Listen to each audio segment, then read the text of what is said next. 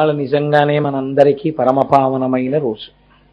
నేను ఎందుకు ఈ మాట అంటున్నానంటే, నేను ఏదో వేలంబరానికో లేకపోతే ఏదో అలా అంటే బాగుంటుందని అనడమో, నేను అలాంటి పిచ్చి పిచ్చి పనులు నేను చేయను. షష్ఠి తిథి నాడు మాఘమాసంలో ఉత్తరాయణ పుణ్యకాలంలో ప్రదోష వేళలో సుబ్రహ్మణ్యేశ్వర స్వామి వారి యొక్క జనన వృత్తాంతాన్ని వినేటటువంటి అదృష్టం బహుశः మనకి ఎన్ని కోట్ల జన్మల తర్వాత అబ్బి ఉంటుందో. ఈ విన్నది ఉత్తినే పోదు. ఆయన ప్రత్యేకించి వంశవృద్ధికారకాయ నమః అని పేరు. వంశవృద్ధిని అపేక్షించడం మనుష్యుడిగా పుట్టినటువంటి ప్రతివాడి యొక్క విద్యుక్త ధర్మం. కాబట్టి దానికి చెయ్యవలసిన ప్రధానమైన పని కుమార సంభవాన్ని వినడం, కుమార సంభవాన్ని చదువుకోవడం. అందున ఎప్పుడో తప్ప శివమహాపురాణాంతర్గతంగా మనం కుమార సంభవం చెప్పుకునేటటువంటి అవకాశం రాదు కదా. అటువంటి అవకాశం మనకిప్పుడు కలిగింది. నిన్నటి రోజున నేను ఉపన్యాసాన్ని పూర్తి చేసే సమయానికి మీకు కొన్ని విషయాలు విజ్ఞాపన చేసి ఉన్నాను. సనత్కుమారుల వారు బ్రహ్మజ్ఞాని. వారు పరమేశ్వరుడికే వరం ఇచ్చారు. ఏమని? నేను నీకు కుమారుడిగా జన్మిస్తాను. అలా కుమారుడిగా జన్మించవలసిన అవసరము కూడా ఎందుకు ఉండిపోయిందో నిన్నటి రోజున మీకు నేను విజ్ఞాపన చేశాను. ఆ వేదం చదువుకుంటున్నప్పుడు వారికి రాక్షసుల మీద ఉండిపోయినటువంటి ప్రతీకార ధోరణితో కూడినటువంటి భావన వాసనాబలమై వారు ఒక జన్మని తీసుకోవలసినటువంటి అవసరం ఏర్పడింది. అది చతుర్ముఖ బ్రహ్మగారే చెప్పారు. కాబట్టి ఇప్పుడు వారు జన్మని స్వీకరించాలి. కానీ వారు అన్నారు, అమ్మా నువ్వు జగదంబవైన గర్భవాసాన్ని మాత్రం నేను ఇష్టపడను. కాబట్టి గర్భవాసముతో సంబంధము లేకుండా నేను ఈశ్వరపుత్రుడిగా జన్మిస్తాను. అంటే పార్వతీదేవి, అలా కాదు, మా ఇద్దరి మనస్సులు ఒకటి కనుక నీవు నాకు కూడా కుమారుడవై ఉండాలి, ఇది నా కోరిక. అమ్మవారంతటిది ఆయన్ని కుమారుడిగా కోరుకుంది అంటే ఒక బ్రహ్మజ్ఞాని పట్ల భగవంతుడు కూడా ఎంతటి ఆనందంతో ఉంటాడో మీరు ఆలోచించండి. అందుకే సనాతన ధర్మమునందు అన్నిటికన్నా చాలా గొప్ప స్థితి ఏది అంటే ఆ బ్రహ్మజ్ఞానమును పొందుటయే. మనుష్య జన్మ యొక్క అంతిమ ప్రయోజనం ఏమని చెప్తారంటే ఆ బ్రహ్మజ్ఞానాన్ని పొందడమే. ఏదో కొన్నాళ్ళు సంసారంలో ఉన్నప్పుడు ఓ 50 ఏళ్ళో 55 ఏళ్ళో 60 ఏళ్ల వరకు కొన్ని కోరికలు ఉండడం నేను దోషము అని నేను మాట్లాడటం లేదు. ఒక మనవణ్ణి చూడాలి అన్నంత వరకు పర్వాలేదు, కొంత వ్యామోహం ఉన్నా పర్వాలేదు. కానీ ఒక మనవణ్ణి చూసిన తర్వాత ఇంకా మనస్సు మళ్ళాలి. కనీసం మళ్ళీ మనుష్య జన్మ ఎప్పటికొస్తుందో తెలియదు కదా. కాబట్టి నిరంతరము గురువాక్యాన్ని లోపల తిప్పుతూ ఆ బ్రహ్మజ్ఞానం వైపుకి అడుగులు వేయడం ప్రారంభమైపోవాలి. చాలా తొందరగా ప్రారంభం అవ్వాలి. ఎందుచేత అంటే ఇంకా 2 రోజుల్లో పరీక్షలున్నాయంటే అది ఎంత important one day international finals match అయినా కూడా పిల్లలు చూడరుగా. 2 రోజుల్లో పరీక్ష ఉందంటే ఒకవేళ చూస్తున్నా పెద్దలు ఒప్పుకోరుగా. దిక్కుమాల క్రికెట్ వస్తూనే ఉంటుంది, నోర్మయ్య వెళ్ళి చదువుకో అంటాం కదా. అలా ఇంకా కనీసం 60 దాటిపోయిన తర్వాత బ్రహ్మజ్ఞానం వైపుగా అడుగులు పడిపోవడం ప్రారంభం అయిపోవాలి. కాబట్టి ఒక బ్రహ్మజ్ఞానిని ఈశ్వరుడు ఎంత సంతోషంగా స్వీకరిస్తాడు అన్నది మీరు కుమార సంభవంలో చూస్తారు. కనుక ఇప్పుడు ఆయన పార్వతీదేవి యొక్క గర్భవాసము లేకుండా జన్మించాలి, కానీ శివునికి కుమారుడిగా జన్మించాలి. ఇది సృష్టి యందు కించిత్ కష్టసాధ్యమైన విషయంగా కనపడుతుంది. రెండవది, అవతల కోరుకున్నటువంటి రాక్షసుడు తారకాసురుడు నేను కేవలము శివతేజస్సు వలన జన్మించినటువంటి కుమారుడి వలన మాత్రమే మరణించాలని ఆయన కోరుకున్నాడు. ఇప్పుడు ఒక సంక్లిష్టమైనటువంటి పరిస్థితిలో నిన్నటి రోజున మనం విడిచిపెట్టి ఉన్నాం. ఎందుకంటే నిన్నటి ఉపన్యాసాన్ని ఇవాళ మళ్ళీ నేను ఒకసారి విహంగ వీక్షణం ఎందుకు చేశాను అంటే దాని అవసరం ఉంది కనుక ప్రారంభమునందు. సరే, ఇప్పుడు దేవతలందరి యొక్క అవసరం ఏమి మీరు చాలా జాగ్రత్తగా గమనించండి. ఇప్పుడు దేవతలకి ఏది అవసరం? కుమార సంభవం అవసరం. కుమారుడు అన్న మాట అందరికీ చెల్లదు. నా కుమారుడు అని అంటాం కానీ కుమార శబ్దము ఒక్క శివుడి పట్ల మాత్రమే సార్థకమవుతుంది. కుమార అని పిలిస్తే అది కుమారస్వామియే. కాబట్టి ఇప్పుడు కుమార సంభవం జరగాలి. కుమార సంభవం జరగాలంటే పరమశివుని యొక్క తేజస్సుని స్వీకరించడానికి ఎవరు ఉండాలి? జగదంబయే ఉండాలి. కాబట్టి ఇప్పుడు ఆలోచన యందు పొరపాటు ఎక్కడొచ్చింది? కామమే లేని పరమేశ్వరుడు యందు కామ ప్రచోదనం మన్మధుడు చెయ్యగలడు. ఇంద్రుడు పిలిచి మన్మధుణ్ణి పంపాడు. దీన్ని మీరు పార్వతీ కళ్యాణంలో వివరంగా విందురు గాని, మన్మధుడు వెళ్ళి బాణప్రయోగం చేసే ప్రయత్నంలో ఉండగా శంకరుడు 3వ కన్ను తెరిచాడు. 3వ కంటి మంటకి మన్మధుడు భస్మం అయిపోయాడు. దేవతలందరూ వెళ్ళిపోయారు, ఇంద్రుడు వెళ్ళిపోయాడు. ఏడిచింది రతీదేవి ఒక్కతే, భర్త పోయాడని. సరే, ఏదో నీకొక్కదానికి కనపడతాడు నీ కంటికి, తర్వాత ప్రద్యుమ్నుడిగా అవతరిస్తాడని వరం ఇచ్చారనుకోండి, అది వేరు విషయం. కానీ ఇప్పుడు శంకరుణ్ణి అసలు సంసారములోకి తీసుకొస్తే కదా కుమార సంభవం. ఎవరు తీసుకురాగలరు? లోకమునందు దానికి అధికారి అని నమ్మబడిన వాడు మన్మధుడు ఒక్కడే. ఆ మన్మధుడు కాలిపోయాడు. ఇప్పుడు లోకంలో మన్మధుడు లేడు. ఇప్పుడు ఎలా జరుగుతుంది అసలు పార్వతీ పరమేశ్వరుల కళ్యాణం? ఇప్పుడు జగదంబ యొక్క అనుగ్రహం. ఇది అమ్మవారి యొక్క గొప్పతనం. నేను తరచు చెప్తుంటాను, ఏ మన్మధుడు చేతిలో చెరుకు విల్లు పుష్పబాణాలు పట్టుకుంటే శంకరుణ్ణి దింపలేకపోయాడో అవి అమ్మవారు స్వీకరించింది. కాబట్టి అలా స్వీకరించినప్పుడు ఆవిడ శివకామ సుందరి. శివుడికి మాత్రమే ఆ అందం, ఆయన మాత్రమే అలా భార్యగా చూడాలి. మనకి రాజరాజేశ్వరి, జగజ్జనని. అలా తండ్రిని తెచ్చి పక్కన కూర్చోపెట్టుకుని ఆది దంపతులుగా కూర్చున్న తల్లి. మీరు శివకామ సుందరిగా మీరు చూడ్డానికి వీల్లేదు. ఆవిడ శివకామ సుందరి, మీకు జగజ్జనని. అవే ఆయుధాలని ఇప్పుడు ఆవిడ పట్టుకుంది. ఆయుధాలు మారితే మీకు రక్షణ. అవి మన్మధుడి చేతిలో ఉంటే మిమ్మల్ని పడగొడతాడు. అసలు మొత్తం వ్యవస్థని మార్చింది ఇప్పుడు అమ్మవారు. మార్చి ఎంత కష్టపడిందండి. అంత తేలిగ్గా ఏం శంకరుడు దొరకడు. నిజ తపఫలాభ్యాం. అమ్మవారు వెళ్ళి తపస్సు చేసింది. తపస్సు చేస్తే శంకరుడు బ్రహ్మచారి రూపంలో వచ్చి తన పెళ్లి తానే చెడగొట్టుకునే మాటలు చెప్పాడు. శంకరుడు లాంటి ఉదారమూర్తి లోకమునందు ఉండడండి. ఆయన తన స్వార్థమా ఇతరుల మాట నిలబెట్టడమా అంటే అందులో ఇంకా అరమరిక ఉండదు. అవతల వాళ్ళ మాట నిలబెట్టేయడమే పెద్దపీట. తన విషయం ఏమనుకున్నా పర్వాలేదు. అసలు ఆయన గురించి సరిగా అర్థం చేసుకోక ఏమన్నా ఆయనకేం పట్టదు. ఆయన బ్రహ్మజ్ఞాని కాబట్టి ఆయనకేం ఆ సంబంధాలు ఉండవు. కాబట్టి ఇప్పుడు ఆయన ఏం చేశాడు? తన పెళ్లి తానే చెడగొట్టుకునే ప్రయత్నం చేశాడు. అమ్మవారు ధూర్త బ్రహ్మచారి, శివ వ్యతిరేకమైన మాటలు విన్నందుకు ప్రాయశ్చిత్తం చేసుకోవాలి. అలా శివ వ్యతిరేకమైన మాటలు మాట్లాడిన వాడి నాలుక కోసేయాలి. నువ్వు ఈ ప్రాంతాన్ని వదిలేతావా వదలవా అని అడిగింది. అప్పుడు నిజ రూపం చూపించాడు.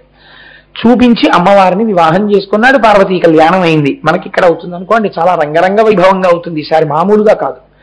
పూలబంతులాడుకోవడం వసంతోత్సవంతో కలిపి చేస్తాం. మనందరం కూడా వసంతం చల్లుకుంటాం ఆ రోజున. కాబట్టి ఇప్పుడు పార్వతీ కళ్యాణం అయిపోయింది. పార్వతీ కళ్యాణం అయిపోయిన తర్వాత ప్రధాన ప్రయోజనం ఏమిటి అసలు? పార్వతీ పరమేశ్వరులు ఇద్దరూ పక్కన కూర్చోవడం మనందరికీ అవసరమే. పార్వతీ పరమేశ్వరులు తల్లిదండ్రులుగా కనిపిస్తున్నారు. ఇప్పుడు ఆయన కదులుతున్నాడు, లేకపోతే ఆయన తనలో తాను రమిస్తూ ఉండిపోతాడు. కానీ ప్రధాన ప్రయోజనం కుమార సంభవం జరగాలి.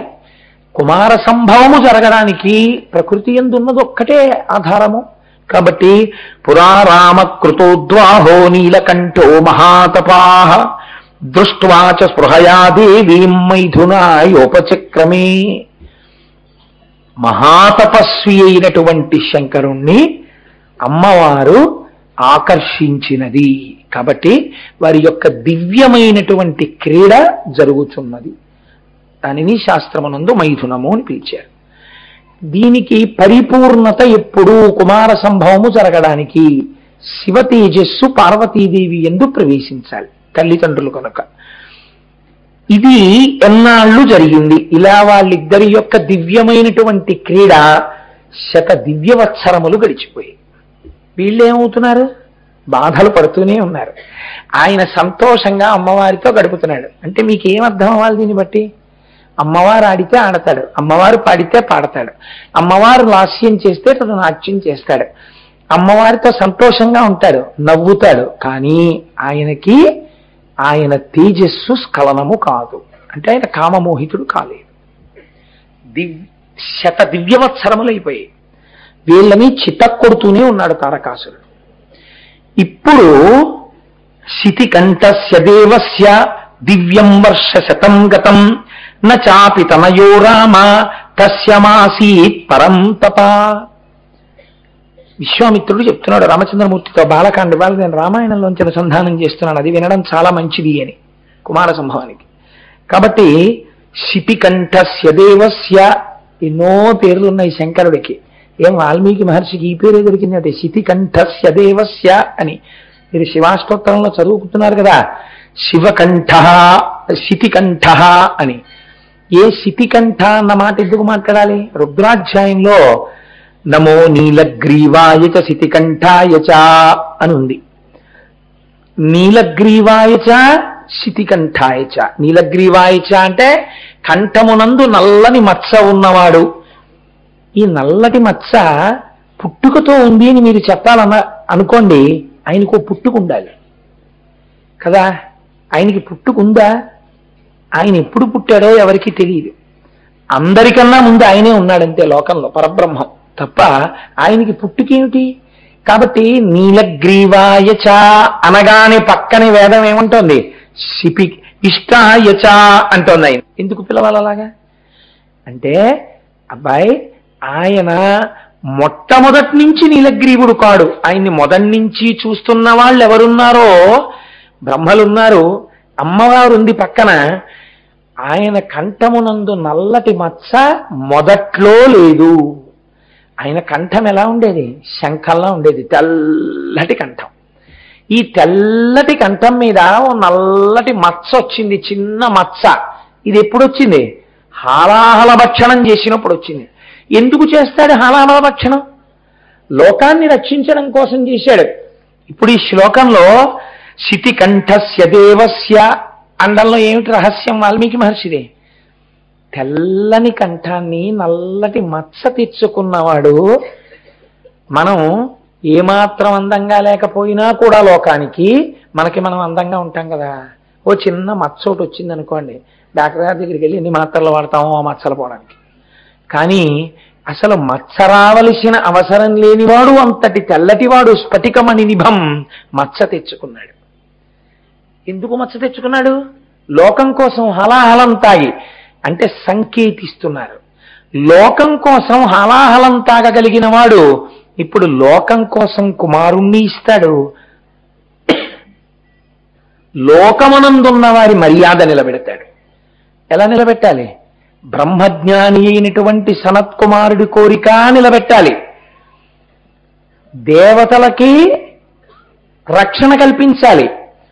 ఆ కోరిక కోరుకున్నటువంటి తారకాసురుడు కోరినప్పుడు చతుర్ముఖ బ్రహ్మగారు తథాస్తు అన్నారు. తథాస్తు అన్నారు కాబట్టి తన యొక్క తేజస్సులోంచే కుమారుడు పుట్టి తారకాసురుణ్ణి సంహరించగలిగినటువంటి మహావీరుడిగా ఒక కుమారుణ్ణి కనాలి. కానీ ఆ తేజస్సు పార్వతీదేవి యందు ప్రవేశించకుండా ఉండాలి. ఎందుచేత? నీకు మాత్రమే కుమారుడిగా ఉంటాను అని సనత్ కుమారుడు అనడం వల్ల పార్వతీదేవి సంబంధం ఉంటుంది. కానీ ఆ తేజస్సు అమ్మవారిలో ప్రవేశించి అమ్మవారి యందు గర్భముగా పెరగడానికి అవకాశం ఉండకూడదు. ఇన్నిటినీ ఏకకాలమునందు నిలబెట్టగలిగిన వాడు. దీనికోసం లోకం తన మీద నిందలు వేసినా మత్సపడ్డానికి సిద్ధంగా ఉన్నవాడు. కాబట్టి శితికంఠస్య దేవస్య దివ్యం వర్ష శతంగతం. 100 దివ్య వర్షములు గడిచిపోయినా ఆయనకి కుమారుడు కలగడానికి వీలుగా ఆయన తేజస్సు స్ఖలనము కాలేదు. ఈలోగా ఎక్కడో ప్రారంభం కావాలి కదండి. మరి ముడి విడిపోవడం అన్నది ప్రారంభం కావాలి కదా. మొట్టమొదట శివమాయ ఎవరి మీద ప్రసరించింది? దేవతల మీద ప్రసరించింది. ఇప్పుడు మీరు ఒకటి ఆలోచించండి, అసలు కుమార సంభవం జరిగితే మొదటి ప్రయోజనం ఎవరికి? దేవతలకి కదండి. వాళ్ళు ఊడిగాలు చేస్తున్నారండి తారకాసురుడి దగ్గర. కాబట్టి దేవతలకి మొదటి ప్రయోజనం. కాబట్టి ఎవరు తొందరపడాలి కుమార సంభవానికి? దేవతలు తొందరపడాలి. కానీ దేవతలు శివమాయామోహితులు అయ్యారు. అలా అయితే తప్ప కథ నడవదు. వాళ్ళు మాయామోహితులై అక్కర్లేని విషయాల్లో దాన్ని మాట్లాడుకోవడం మొదలెట్టారు. వాళ్ళకి అక్కర్లేదు ఆ విషయం. అది చాలా తప్పు చర్చ. అక్కర్లేని చర్చ ప్రారంభం చేశారు. ఎక్కడ ప్రారంభం చేశారు? బ్రహ్మసభ యందు. చతుర్ముఖ బ్రహ్మగారి సమక్షంలో ఆయన కూడా మాయామోహితుడైపోయాడు. కాబట్టి ఇప్పుడు బ్రహ్మగారి సమక్షంలో వీళ్ళందరూ మాట్లాడుతున్నారు. ఇందులో మీరు గమనించండి, చమత్కారం, విష్ణువు కలవరు. ఎందుకని? నారాయణిగా ఆయన అక్కడే ఉన్నారు, నారాయణుడు.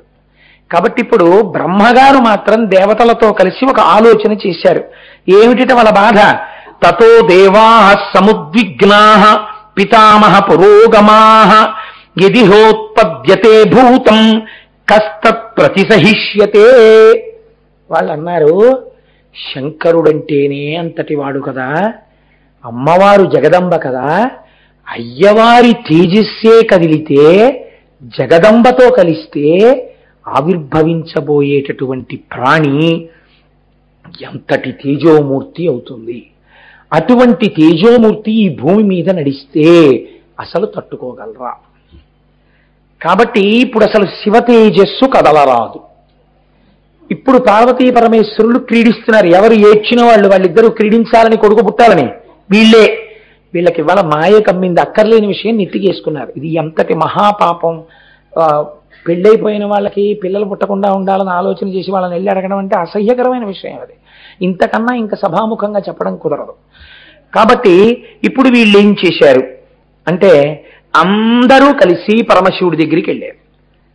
చిత్రం చూడండి, ఆయన ఏ స్థితి యందు ఉన్నాడు? కామక్రీడ యందు పార్వతీదేవితో కలిసి విహరించుచున్నాడు. అటువంటి వాడు దేవతలు తన కొరకొచ్చారు, చతుర్ముఖ బ్రహ్మగారు వచ్చారంటే దర్శనం ఇవ్వడానికి బయటికి వచ్చారు.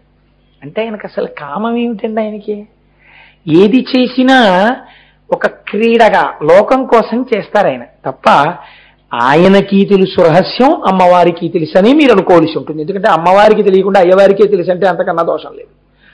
కాబట్టి ఇప్పుడు శివుని వీళ్ళు చాలా తెలివైన వాడు. అసలు ఎవరు తెలివైన వాడో వాడు మౌనంగా ఉన్నాడు, ఎవరు తెలివి తక్కువ వాళ్ళో వాళ్ళు మాట్లాడుతున్నారు.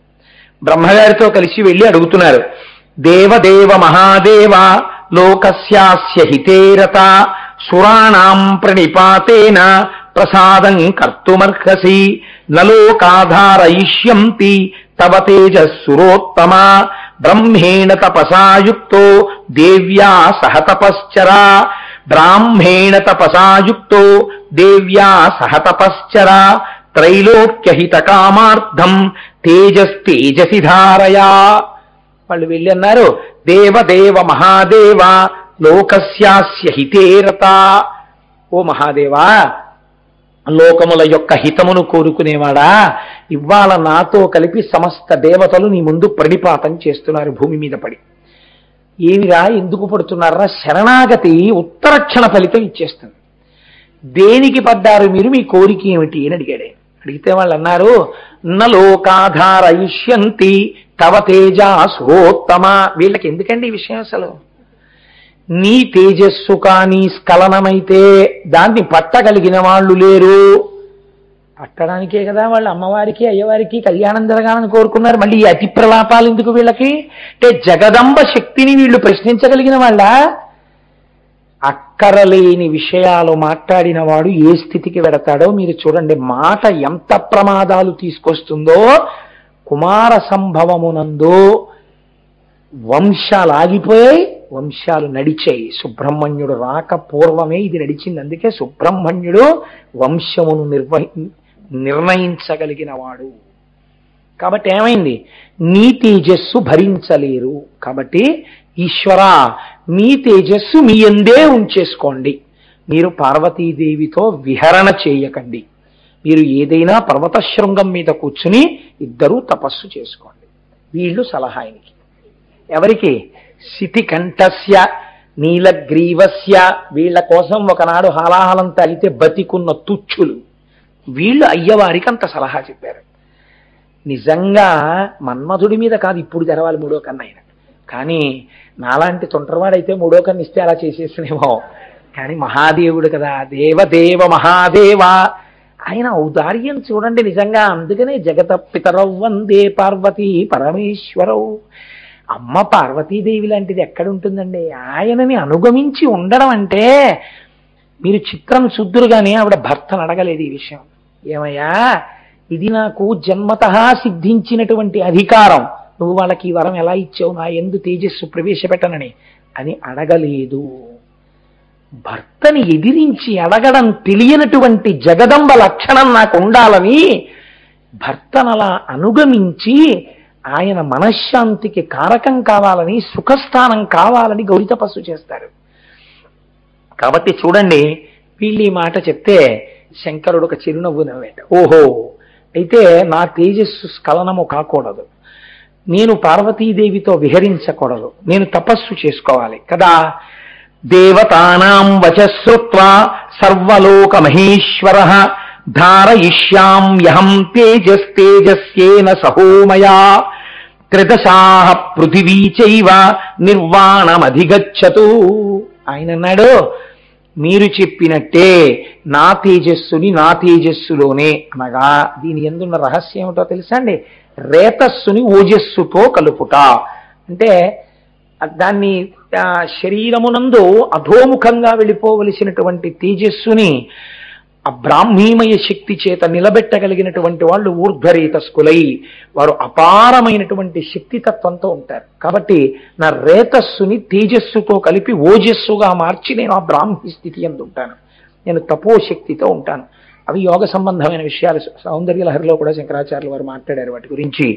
కాబట్టి నేను అలా ఉంటాను. దానివల్ల మీరు ఈ భూమి అందరూ సుఖపడెదరుగాక అన్నారు. ఎవరండి బాధపడుతున్నది?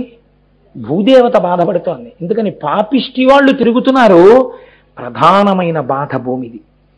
కాబట్టి మీ అందరూ సుఖపడెదరుగాక, నా తేజస్సు బయటికి పడకుండుగాక అలాగే ఉంచుతాను.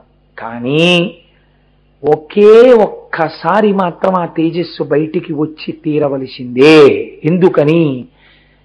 శివమాయామోహితులైన వీళ్ళు అడగకూడని మాటలు అడుగుతున్నా, అవతల కుమార సంభవం జరగాలంటే ఆయన తేజస్సులోంచి పుట్టినవాడైతే తప్ప అవతల తారకాసుర సంహారం జరగదు.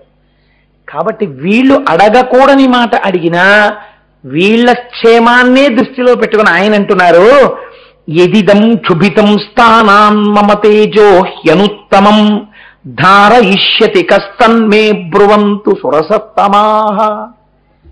ఆయన అన్నారు, నేను అలాగే ఉంచుతాను నా తేజస్సుని, కానీ 100 దివ్య వర్షములు పార్వతీదేవితో కలిపి నేను క్రీడించిన కారణము చేత స్వస్థానము నుండి కదిలిపోయిన పరమ పవిత్రమైన నా తేజస్సును ఎవరు భరిస్తారో మీలో చెప్పండి అని అడిగారు.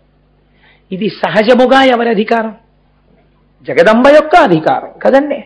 వాళ్ళు ఏం చెప్పాలి అసలు? వెంటనే అయ్యా అది అమ్మవారి అధికారం అండి ఏం చెప్పాలి? చాలా పెద్ద మనస్సుతో వాళ్ళు అన్నారు, యత్తేజ క్షుభితం హేతత్తద్ధరా ధారయిష్యతి అన్నారు. అంటే వాళ్ళ దృష్టిలో ఇప్పుడు జగదంబ కన్నా భూమి గొప్పదైంది. కాబట్టి వాళ్ళు అన్నారు, అయ్యా మీ తేజస్సు క్షుభితం, ఏది కదిలినదో దానిని మాత్రమో ఈ భూమి భరించుగాక. వాళ్ళకి ఎందుకు నమ్మకం? భరించడానికి భూదేవత అంటాం కదండి. ఎంత కష్టమైనా భూదేవి ఓరుస్తుందండి, పాపం ఓర్పండి అంటాం కదా. అందుకని వాళ్ళ దృష్టిలో ఏమిటంటే ఇప్పుడు అది చాలా కష్టం. అందుకని ఆ తేజస్సుని ఓర్చడానికి భూదేవత భరిస్తుంది, కాబట్టి నువ్వు భూమి మీద విడిచిపెట్టేశాయి అన్నారు. అసలు అలా సరే, అది ఆ భూదేవత మీద పడవలసినటువంటి అవసరం. ఇప్పుడు ఏవ ముక్త సురపతి ప్రముమోచ మహీతలే తేజసా పృథివీయేన వ్యాప్త సగిరికానక. ఇప్పుడు భూదేవి మీద శివుడు విడిచిపెట్టాడా? దేవతలు చెప్పిన మాటకి భూమి అంగీకరించినదా? అంగీకరించని భూమి అయితే అన్య స్త్రీ యందు తన తేజస్సు వదిలిపెట్టడం అవుతుంది. అంగీకరించినది భూమి, లేకపోతే శివ తేజస్సు వదలబడదు కదా. భూమి అంగీకరించినది కాబట్టి ఆయన తేజస్సు భూమి మీద పడినది. పడగానే అదే సామాన్యమైనటువంటి తేజస్సా? శంకర తేజస్సు. అది ఉత్తర క్షణం భూమి మీద వ్యాప్తి చెంది ప్రవహించి పర్వతములను, కాననములను, అంటే అరణ్యములను అన్నింటినీ ఆక్రమించేసింది. ఆ తేజస్సు యొక్క వెలుతురుకి సమస్త ప్రాణి స్తంభీభూతమైపోయింది. అయిపోగానే ఇప్పుడు వాళ్ళ వెలుతురు చూడగానే వాళ్ళకు ఒక విషయం స్ఫురణకు వచ్చింది. అమ్మ బాబోయ్, ఇదంతా ఏదో కొత్తల్లరి ప్రారంభం అయిపోయింది రాని వాళ్ళు అగ్నిహోత్రుడిని ప్రార్థన చేశారు. దేవతలలో ముందు నుంచి ఉంటాడు ఆయన, కాబట్టి ఆయన్ని ప్రార్థన చేశారు. తతో దేవా పునరిద మూచుశ్చాద హుతాశనం ప్రవిశత్వం మహాతేజో రౌద్రం వాయు సమన్విత. అగ్నిహోత్రుడు తొందరగా వెళ్ళాలంటే వాయువు యొక్క సహకారం ఉండాలి. ఓ అగ్ని, నీవు వాయువు యొక్క సహాయమును తీసుకుని తొందరగా ఈ తేజస్సునంతట్లోకి నువ్వు ప్రవేశించేసి నువ్వు అగ్నిహోత్రుడవు, నువ్వు తేజస్సున్నవాడివి, ఈ తేజస్సును నువ్వే భరించాలి, ఇటువంటి తేజస్సుని. కాబట్టి నీలో నిక్షిప్తము చేయి. ఇప్పుడు అగ్ని ఉంచుకోగలడా తనలో అంటే ఎక్కువ కాలము ఆయన కూడా భరించలేడు. అంటే అంతదాకా కొన్నాళ్ళు మాత్రం అగ్నిహోత్రుడు భరించగలడు. ఇప్పుడు అలా భరించేటట్టుగా అగ్నిహోత్రుని యందు శివుని యొక్క తేజస్సు పదిలము చేయబడినది కదండి దాని అర్థం. ఇప్పుడు ఆయన యందు ఉంచబడినది. ఇలా ఉంచబడిన తరువాత కొన్నాళ్ళు అవ్వలేదు ఇంకాను. అగ్నిహోత్రుడు ఉత్తర క్షణం జరిగిపోయింది. ఇది భూమి మీద పడ్డం, అగ్నిహోత్రుడు వ్యాపించడం, అగ్ని తీసుకోవడం, కైలాసంలో శంకరుడు అలా నిలబడి ఉండడం, ఇది జరుగుతోంది. ఏదో జరిగిందని అమ్మవారి లోపల నుంచి బయటకు వచ్చింది. ఏం జరిగింది అని ఆవిడ ఉత్తర క్షణం తెలుసుకుంది జరిగిన విషయాన్ని. వీళ్ళు ఏం చెప్పారు, ఏ కోరిక కోరారు, ఎవరు శివుడి యొక్క తేజస్సుని భరించారు ఆవిడ గమనించింది. అధశైల సుతారామ త్రిదిశాని దమబ్రవీత్ సమన్యుర శపత్సర్వాన్ క్రోధ సంరక్తలోచన. చేయకూడని పని చేశారు కాబట్టి మీ మీద శాపవాక్యాన్ని విడిచిపెడుతున్నాను. ఇప్పుడు కుమార సంభవం రక్షణ కాదు, అమ్మవారి శాపం వచ్చింది ముందు.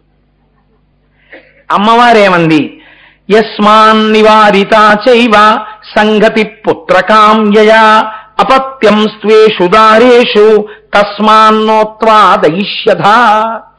లోకంలో ఏ స్త్రీకైనా ఉండేటటువంటి కోరిక అమ్మా అని పిలిపించుకోవాలని. అమ్మా అని పిలిపించుకోవాలన్న నా కోరికకి మీరు ప్రతిబంధకముగా నిలబడినారు. నా హక్కుని మీరు కబళించినారు. వేరొక స్త్రీ యందు నా భర్త యొక్క తేజస్సు పడిపోయేటట్టు చేశారు. మీరు చెయ్యరాని పాపము చేశారు కాబట్టి నా కడుపు పండకుండా చేశారు కనుక ఇక మీదట 33 కోట్ల దేవతల యొక్క భార్యలకు బిడ్డలు జన్మించకుందురుగాక ఆవిడ శపించి. ఇప్పుడు ఏమైంది, ఇంకా దేవతలకి సంతానం ఉండదు. అప్పటికి ఎంతమంది ఉన్నారో అంతే సంతానం, వాళ్ళే దేవతలు. ఇంకా తర్వాత ఇంకా దేవతలు పెరగలేదు, ఇహ దేవతా సంతానం లేదు. కాబట్టి ఈవిడ ఈ మాట ఎవరినంది, ముందు ఎవరొచ్చి మాట్లాడారో వరుసక్రమంలో తీసుకుంది. దేవతలు కదండి, బ్రహ్మగారితో వచ్చి మాట్లాడారు కాబట్టి దేవతలని ఈ శాపవాక్యం ఇచ్చింది. వీళ్ళు అడిగితే నువ్వెలా పుచ్చుకున్నావు, ఈశ్వరా నేను ఎలా పుచ్చుకుంటానా తేజస్సు అని, నువ్వు కూడా ఆడదానివే, నీకు బుద్ధుండక్కర్లా ఎలా పుచ్చుకున్నావు. కాబట్టి ఇప్పుడు భూమి వంక తిరిగావిడంది, అవనేనైక రూపాత్వం బహుభార్యా భవిష్యసి నచ పుత్ర కృతాం ప్రీతిం మత్క్రోధ కలుషీకృత ప్రాప్యసి త్వం సుదుర్మేధే మమ పుత్రమనిచ్యతే. నాకైతే అనిపిస్తుంటుంది కుమార సంభవం జరిగితే ఎన్నో రహస్యాలు ఉన్నాయండి. కుమార సంభవాన్ని నిజానికి సభాముఖంగా పూర్తిగా చెప్పడం కొంచెం కష్టమైన విషయం. కాబట్టి ఒక ఆడది అపారమైన వ్యగ్రత ఎప్పుడు పొందేస్తుందో శాస్త్రం చూపించింది. ఈ తప్పు ఏ ఆడది వేరొక స్త్రీ యొక్క పురుషుడి విషయంలో చేయరాదు. కట్టి కుడిపేస్తుంది కొన్ని తరాల వరకు అలాంటి పాపం. కాబట్టి ఏమైంది, ఎప్పటికీ భూమికి ఏ పరిస్థితి వచ్చిందో చూడండి. ఆవిడంది, అవనేనైక రూపత్వం, నీవు అనేకమైన రూపములను పొందుతావు. ఎలాంటి రూపాలు, ఒకే భూమి, ఒక చోట చౌడు నేల, ఒక చోట సారవంతమైన నేల, ఇలా రకరకాలైనటువంటి రూపాల్ని పొందుతావు, అనేకమైన రూపాల్ని పొందుతావు. బహుభార్యా భవిష్యసి, నీకు చాలా మందికి నువ్వు భార్య అవుతావు. ఇది చాలా దారుణమైన విషయం కదండి. అనేక మందికి ఒక్క కాంత భార్య కావడం ఏంటి. రాజైన వాళ్ళందరిని ఏమంటారు, భూకాంతుడు అని పిలుస్తారు. భూమికి భర్త అని. కాబట్టి ఇప్పుడు ఏకకాలమునందు భూమిని ఎన్ని వేల మంది రాజులు పరిపాలిస్తే అన్ని వేల మందికి భూమి భార్య. కాబట్టి బహుభార్య భవిష్యసి. వేరొకరి భర్త యొక్క తేజస్సుని నువ్వు భార్యలా పొందావు కదా, నువ్వు ఉన్నంత కాలం ఇదే స్థితిని పొందెదవుగాక. కొన్ని వేల మందికి ఏకకాలమునందు భార్య వగుదువుగాక. ఆవిడ కోపం ఆగలేదండి ఇంకాను. నాకు కొడుకు పుట్టకుండా కదు చేశావు. నచ పుత్ర కృతాం ప్రీతిం మక్రోధ కలుషీకృత. ఒకవేళ వేరొక రకంగా నీ యందు బిడ్డ జన్మించినా ఆడపిల్ల కావాలి తప్ప మగపిల్లవాడు పుట్టడు. నీవు అమ్మా అని కొడుకు చేత పిలిపించుకొనవు. అందుకే సీతమ్మగా పరబ్రహ్మం పుట్టాలంటే భూమిలోంచి పుట్టాలి, పద్మావతిగా పుట్టాలంటే భూమిలోంచి పుట్టాలి. పుంస్వరూపంగా పరబ్రహ్మం భూమిలోంచి రావడానికి వీల్లేదు. కారణమేమి? పార్వతీదేవి యొక్క శాపం. కాబట్టి నీకు కొడుకు పుట్టడో. ప్రాప్య సిత్తం సుదుర్మేధే మమ పుత్రం అనిచ్చతే. ఇందులో ఇంకొక దారుణమైనటువంటి శాపం ఉందండి అంతర్లీనంగా. ఏమిటా శాపం? ఏ స్త్రీకైనా భర్తతో కలసి విహరించడం వల్ల కుమారుడు జన్మిస్తే తన కుమారుడు కూడా తర్వాత కాలంలో తనకి భర్తగా ఉండడానికి ఏ స్త్రీ లోకంలో అంగీకరించడానికి సిద్ధపడదు. అది అత్యంత హేయమైన విషయం. కానీ ఇది నీ యందు జరుగుతుంది. ఎందుకు జరుగుతుంది? భూమిని ఒక రాజు పరిపాలించినప్పుడు ఆయన భూమికి ఏమని పిలవబడ్డాడు? భూకాంతుడు. భూమి ఆయనకి భార్య అయింది. ఆయన శరీరం వదిలేశాడు. ఆయన కొడుకుని మళ్ళీ పట్టాభిషేకం చేశారు. ఇప్పుడు ఈయనెవరు? ఈయన భూకాంతుడే. అయ్య బాబోయ్, ఒక్క భూకాంత ఎన్ని శాపాలు పొందేసిందండి పార్వతీదేవి వల్ల. కుమార సంభవం ఎన్ని మలుపులు తిరిగిపోయి వచ్చాడా సుబ్రహ్మణ్యుడు? ఇప్పటికి లేడు. ఎక్కడ అసలు ఎవరు పుట్టాలి పుట్టాలి పుట్టాలని లోకం కొట్టుకుందో ఆయన ఆవిర్భావమే లేదు. ఇప్పటికి ఏమొచ్చింది? కొత్తగా ఎన్ని శాపాలు వచ్చాయో ఇవన్నీ అనేసి భూదేవికి శాపం ఇచ్చిన తరువాత దేవతలందరూ సిగ్గుతో మ్రాన్పడిపోయి తలలు ఉంచుకొని తలెత్తి అమ్మవారి వంక చూడలేక అలా ఉండిపోయారట. ఉండిపోతే తాన్ సర్వాన్ వ్రీళితాన్ దృష్ట్వా సురాన్ సురపతిస్తదా గమనాయోపచక్రామ దిశం వరుణపాలితాం సగత్వా తప అతిష్ట పార్శ్వే తస్యోత్తరే గిరేః హిమవత్ ప్రభవే శృంగే దేవ్యా సహ మహేశ్వర. ఇప్పుడు వాళ్ళు ఎంత సిగ్గుపడిపోయారో తెలుసా అండి? ఒక్కొక్కసారి పొందిన అవమానమునకు ఒక్కొక్కడు ఏమైపోతాడంటే తాను అక్కడి నుంచి వెళ్ళిపోవాలని ఉంటుంది. అయ్య బాబోయ్, ఇంత అవమానాల పాలైపోయాక ఇంకా ఇక్కడ మనం ఒక్క క్షణం ఉండదు, ఇక్కడి నుంచి పారిపోదామని ఉంటుంది. అవమాన భారం ఎంతగా కుదిపేస్తుందంటే అడుగు పడదు, నడవలేడు. శంకరుడు చూశాట, బిడ్డలందరూ ఇవాళ అవమానాల పాలైపోయి తలలు ఉంచుకుని ఉన్నారు. ఇప్పుడు వీళ్ళు మన సముఖం నుంచి కదలలేకపోతున్నారు. వీళ్ళు తలెత్తుకోవడానికి నేనే వెళ్ళిపోతాను ఇక్కడి నుంచి అని అడిగారు కదా. పర్వత శృంగం మీద కూర్చుని తపస్సు చేసుకో పార్వతీదేవితోని. అలాగే చేసుకుంటానని తాను నడిచి పశ్చిమ దిక్కుగా హిమవత్ పర్వత ప్రాంత శృంగము మీదకి తపస్సుకి వెళ్ళిపోయాడు. ఆయనని అనుగమించి అమ్మవారు వెళ్ళిపోయింది. ఇందులో ఎక్కడైనా అమ్మవారు అయ్యవారిని ఏమైనా అందా? ఇదండి భార్యాభర్తల మనస్సు ఏకమవడం అంటే. అది చాలా అవసరం జీవితంలో. వాళ్ళు తపస్సు కూర్చున్నారు.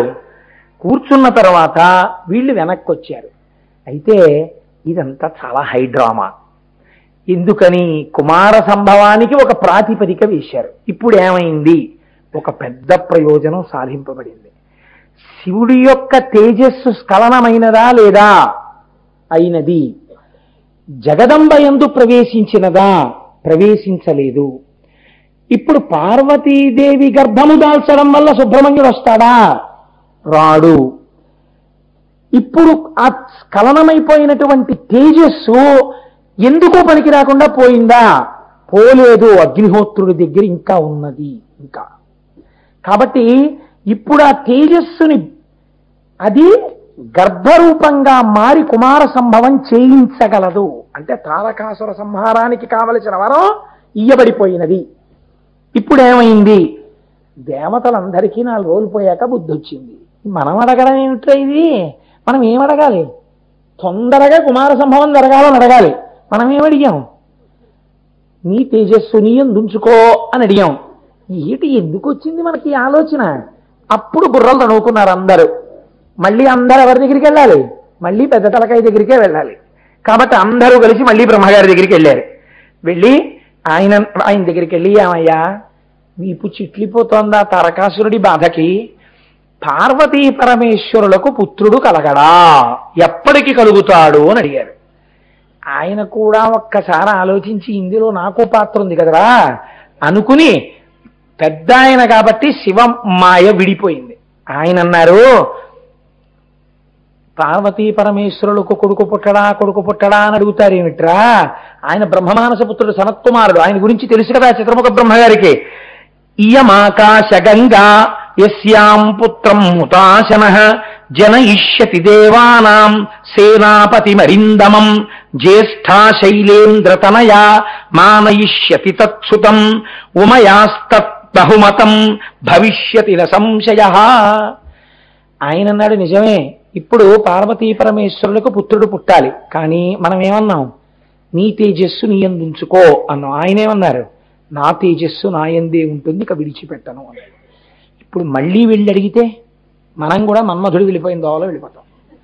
కాబట్టి అడగకూడదు. కాబట్టి పోనీ ఇప్పుడు శివుడికి కుమారుడు కలిగితే కదా తారకాసురుడు చచ్చిపోతాడు. నేనే కదా వరం ఇచ్చాను. ఇప్పుడు పిల్లాడు పుట్టాలంటే శివవీర్యంలోంచి పుట్టాలి. ఇప్పుడు శివుడి తేజస్సు ఎక్కడుంది? అగ్నిహోత్రం దగ్గర ఉంది. ఈ అగ్నిహోత్రంతో తేజస్సును తీసుకొచ్చి ఎవరి యందన్నా ప్రవేశపెట్టిద్దామంటే ఉపాధికి ఆ శక్తి ఉండాలి కదా దాన్ని తట్టుకోవడానికి, ఆ క్షేత్రానికి. ఇంతమంది దేవతల భార్యలున్నారు. పోనీ లోక కళ్యాణార్థం ఆయన తేజస్సుని వాళ్ళలో ప్రవేశపెట్టిద్దామంటే వీళ్ళెవ్వరికీ పిల్లలు పుట్టరని అమ్మవారి శపించేసింది. ఇప్పుడు ఆ తేజస్సు వృధా అయిపోతుంది వీళ్ళల్లో ఎవరి యందన్నా పెడితే. కాబట్టి వీళ్ళెవరు పనికిరాని వాళ్ళు అయిపోయారు. ఇది ఎంత పెద్ద మాట అండి! బ్రహ్మగారి నోటంటే ఆ మాట వచ్చేయడం అంటే అది నేను ఇంకా దాని గురించి మాట్లాడు. కాబట్టి ఇప్పుడు మీ భార్యలు పనికిరారు, వాళ్ళు బిడ్డలని పొందలేరు. కాబట్టి ఇప్పుడు ఎవరి వలన పుట్టాలి పిల్లవాడు? మళ్ళీ ఎవరో ఒక ఆవిడ్ని తీసుకొచ్చి ఆవిడ యందు ప్రవేశపెడితే పార్వతీదేవికి తెలిస్తే భూదేవి ఏమైంది? కాబట్టి ఆవిడికి తెలిసినా ఆవిడ ఊరుకోవాలి, పోన్లేని. అలా ఊరుకోవాలంటే ఆవిడికి ఏదో ప్రేమ ఉండాలి. తనకి పుట్టినా ఆవిడికి పుట్టినా తన కొడుకుగా బంధుత్వం వచ్చే అవకాశం ఉండాలి. అలాంటిది లోకంలో ఒక్కరే ఉన్నారు. హిమవంతుడి యొక్క పెద్ద కుమార్తె గంగ దేవతలు తీసుకెడితే ఆకాశంలో ప్రవహిస్తోంది. గంగ యందు అగ్నిహోత్రం దగ్గరున్నటువంటి శివతేజస్సుని విడిచిపెడితే గంగకి కుమారుడు కలిగితే ఉమయాస్త, అప్పుడు ఆ ఉమాదేవి బెంగ పెట్టుకోదు. పోన్లే మా అక్కకి కదా నా భర్త గారి తేజస్సు వల్ల పుత్రుడు జన్మించాడు కాబట్టి ఇప్పుడు నాకు కుమారుడే అవుతాడు అని ఊరుకుంటుంది. గంగ విషయంలో ఏమందం. కాబట్టి ఇప్పుడు గంగ యందు ప్రవేశపెట్టండి. అగ్నిహోత్ర నీవు వెళ్ళి శివుడి యొక్క తేజస్సుని ఎందు భద్రపరపబడింది కాబట్టి దీన్ని తీసుకెళ్లి గంగలో విడిచిపెట్టు అంటే తగుదనమ్మా అని దేవతలందరూ బయలుదేరారు. అంటే బ్రహ్మగారు అన్నారు, బుద్ధి ఉందా లేదా మీకు? ఇంతమంది దేవతలు వెళ్ళి ఒక ఆడదాని దగ్గరికి వెళ్ళి ఈ మాట అడిగితే చీవతలు బాగుంటుంది. ఎలా అడగాలి? ఎవరి దగ్గర శివ తేజస్సుందో ఆయన అడగాలి. నీ యందు ప్రవేశపెడతానమ్మా, నువ్వు స్వీకరించి లోక కళ్యాణం కోసం కొడుకుని కనో అని. అంటే బహుశా నా దృష్టిలో అయితే వేరొకరి తేజస్సుని తీసుకొచ్చి ఇంకొక ఉపాధిలో ప్రవేశపెట్టి బిడ్డని కనడం అనేటటువంటి స్థితి పాశ్చాత్య దేశములు కాదు, కుమార సంభవంలో మొదట ఈశ్వరుడు చేశాడేమో ఈ ప్రక్రియ కదండి. కాబట్టి ఇప్పుడు ఏమైంది? నువ్వు వెళ్ళడుగు. దేవతలందరూ అన్నారు, తే గత్వా పర్వతం రామ కైలాసం ధాతుమండితం అగ్నిం నియోజయామాసు పుత్రార్థం సర్వదేవతా. దేవతలందరూ అగ్నిహోత్రుడికి నమస్కరించి అన్నారు, అయ్యా నీ దగ్గరుంది శివ తేజస్సు, ఇప్పుడు ఎంత ప్రమాదం, ఒక్కసారి కాని ఆ నీ దగ్గర ఉన్న తేజస్సు కాని పాడైపోయిందా, ఎవరు భరించలేరో, ఎవరు పుత్రుణ్ణి కనలేరో, ఎవరు గర్భమును దాల్చలేరో వారి ఎందరి పడితే వృధా అయిపోతుంది. ఒకవేళ అది పడుతున్నప్పుడు మీరు భారతంలో విన్నారు కదండి, వ్యాస భగవానుడి యొక్క తేజస్సు ప్రవేశిస్తున్నప్పుడు వెలవెలబోతే పాండురాజు గారు పుట్టారు, కళ్ళు మూసుకుంటే ధృతరాష్ట్రుడు పుట్టాడు.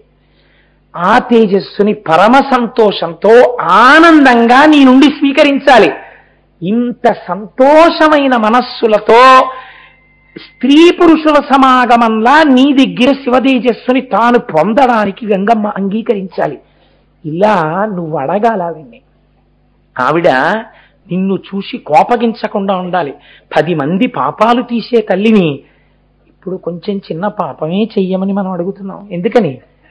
ఇంకా వివాహం కాని పిల్లని పట్టుకుని సాక్షాత్ ఆవిడ వరసకి బావగారి తేజస్సుని ఆవిడలో పట్టమని అడుగుతున్నాం. కాబట్టి ఇది 10 మంది అడిగేది కాదు, లోకరక్షణార్థం అమ్మా నువ్వు ఈ పని చెయ్యాలమ్మా, నువ్వు గంగమ్మవి కదా, పాపాలు కడిగేదానివి కదా, నీకు పాపం ఉండదు కదమ్మా, అయినా అది శివ తేజస్సు కదా, లోక కళ్యాణం కోసం కదా అని నువ్వు ఒక్కడవే వెళ్ళడుగు అని దేవతలందరూ కలిసి ప్రార్థన చేశారు. ఒక్కసారి నోరు జారినందుకు ఇన్ని పాటలు వచ్చాయో చూడండి. ఇప్పుడు అగ్నిహోత్రుడు గంగమ్మ దగ్గరికి వెళ్ళాడు. విడిచిపెడతాను అన్నాడు అనుకోండి, సరే అయితే విడిచిపెట్టు అందనుకోండి, ఆయన విడిచిపెట్టాడు అనుకోండి, ఆవిడ వెలవెలబోయింది అనుకోండి. ఇప్పుడు పుట్టేటటువంటి పిల్లవాడు సమర్థతాహీనుడైపోయాడు అనుకోండి, ఏ కారణం చేతనైనా తారకాసుర సంహారం ఎలా జరుగుతుంది? ఇహ శివుడి యొక్క తేజస్సు స్ఖలనం అవ్వదు. ఇంకా వాడికి ఇచ్చిన వరం శాశ్వతం అయిపోయి బహుశా ఈ పాటికి మీరు నేను కుమార సంభవం చెప్పుకోవడం కుదరదు కదా. ఇప్పటికీ తారకాసురుడే లోకపాలకుడు. అలా అవ్వకుండా ఉండాలి. నువ్వు ఎంత జాగ్రత్తగా మాట్లాడతావో, ఓసారి తిన్నాను దెబ్బ, మాట్లాడడం సరిగ్గా లేకపోతే అగ్ని, జాగ్రత్త జాగ్రత్త జాగ్రత్త జాగ్రత్త. అందులో ఆడదాంతో మాట్లాడుతున్నావు, పెళ్లికాని దాంతో మాట్లాడుతున్నావు, మాట్లాడకూడదు మాట్లాడుతున్నావు, చాలా జాగ్రత్త. ప్రార్థన అందుకు ప్రార్థన చేసి పంపారు. పంపిస్తే అగ్నిహోత్రుడు వెళ్ళి గంగమ్మ దగ్గరికి వెళ్ళి నిలబడ్డాడు. గంగమ్మ దర్శనమిచ్చింది సాకార రూపంగా.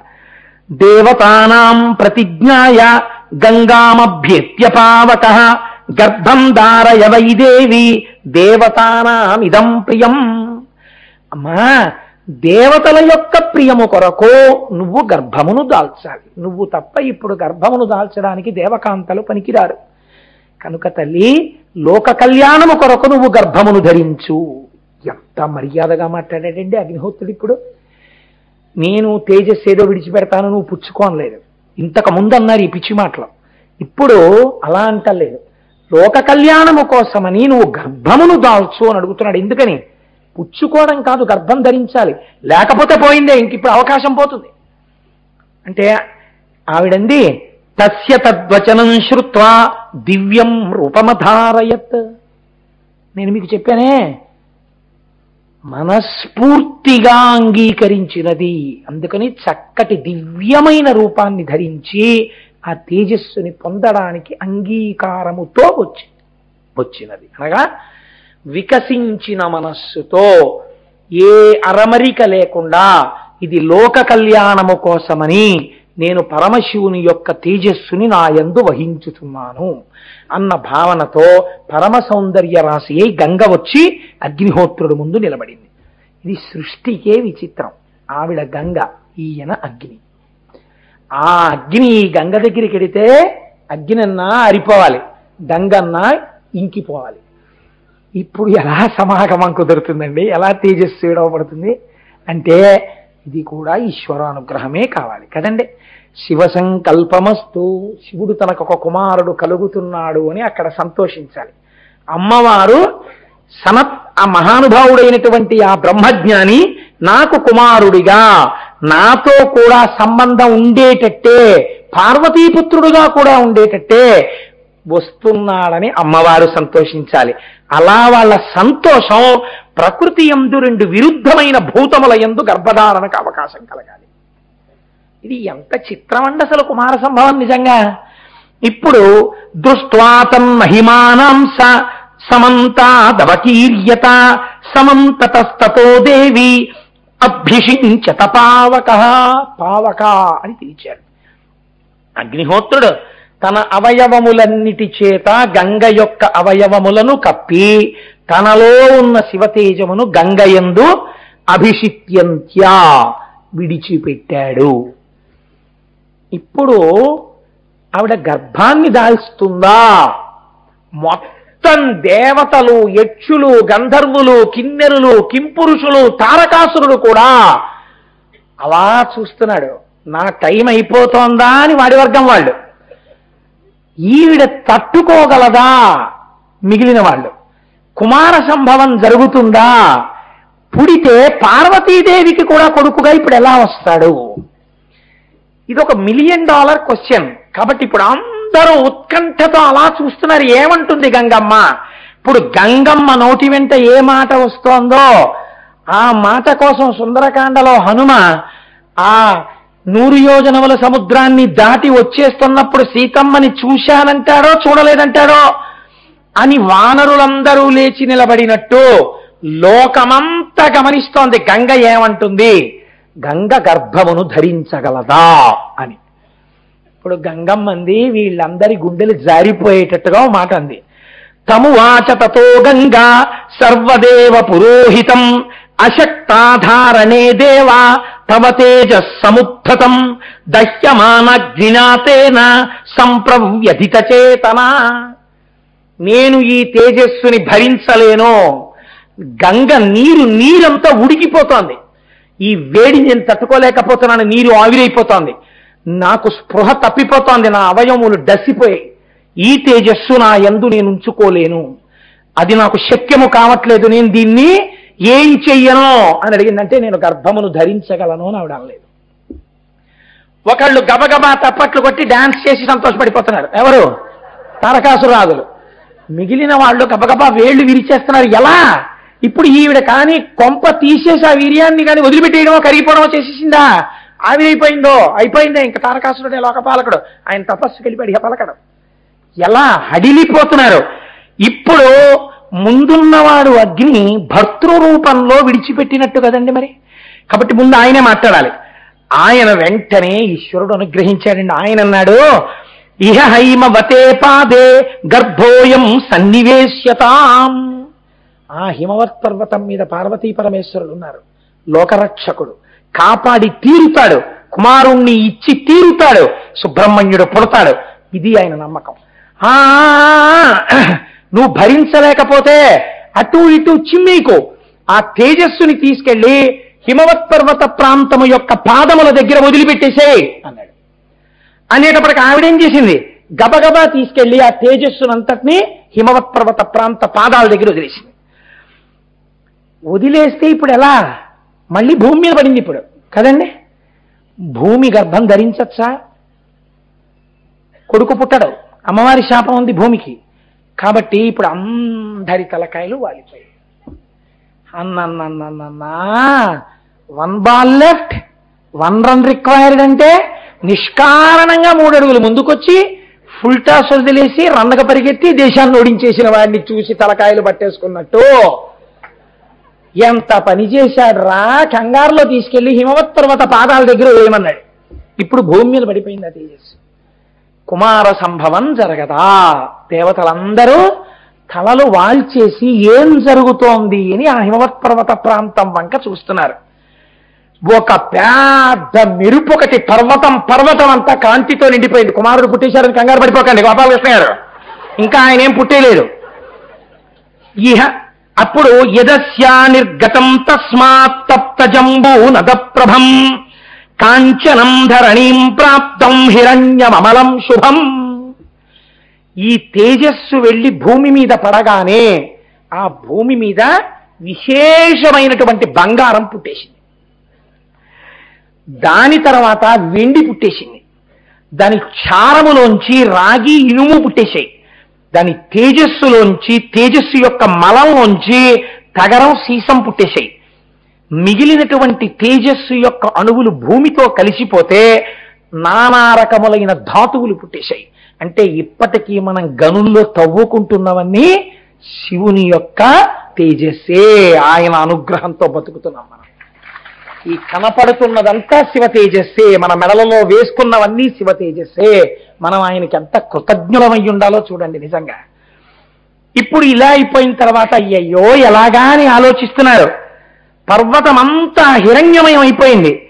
నిక్షిప్త మాత్రే గర్భేతు తేజోభిరభిరంజితం సర్వం పర్వత సన్నద్ధం సవర్ణమభవద్వనం సువర్ణం పురుషవ్యాఘ్ర హుతాశన సమప్రభం తృణవృక్షలతాగుల్బం సర్వం భవతి కాంచనం.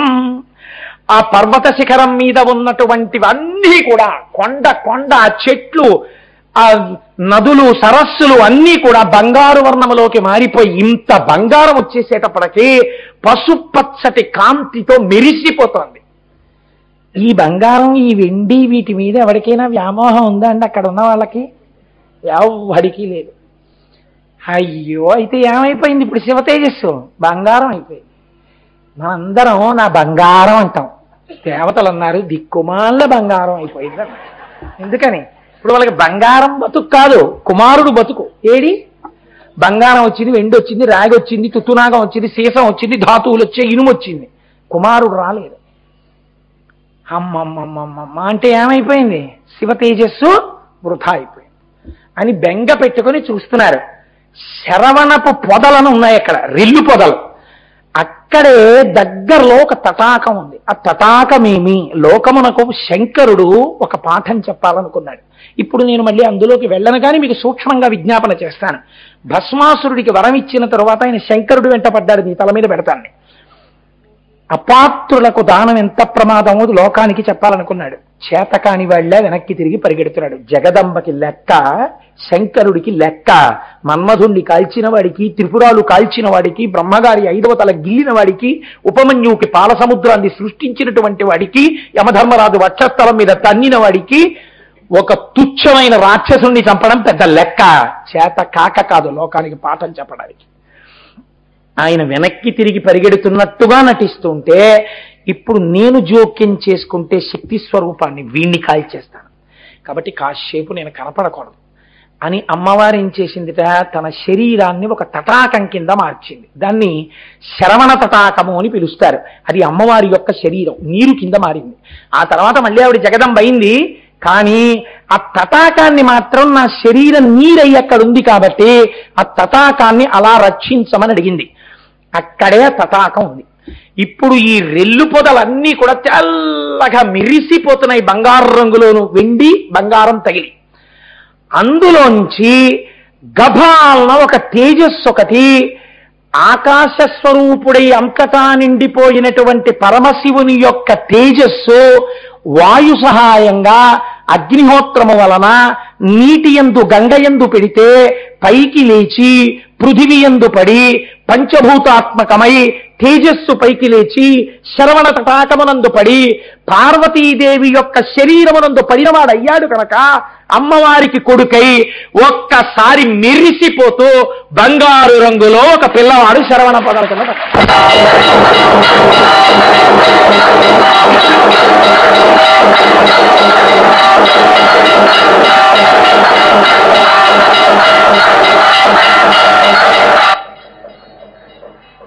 లోకరక్షణ హేతునా మహానుభావుడు.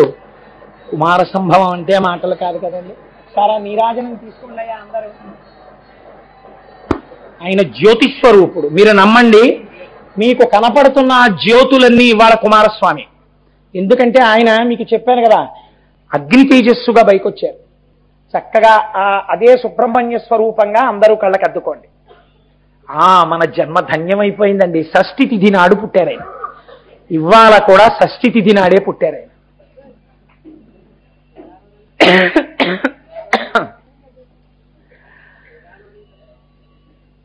ఇప్పుడు అందరూ తీసుకున్నారు కదమ్మా.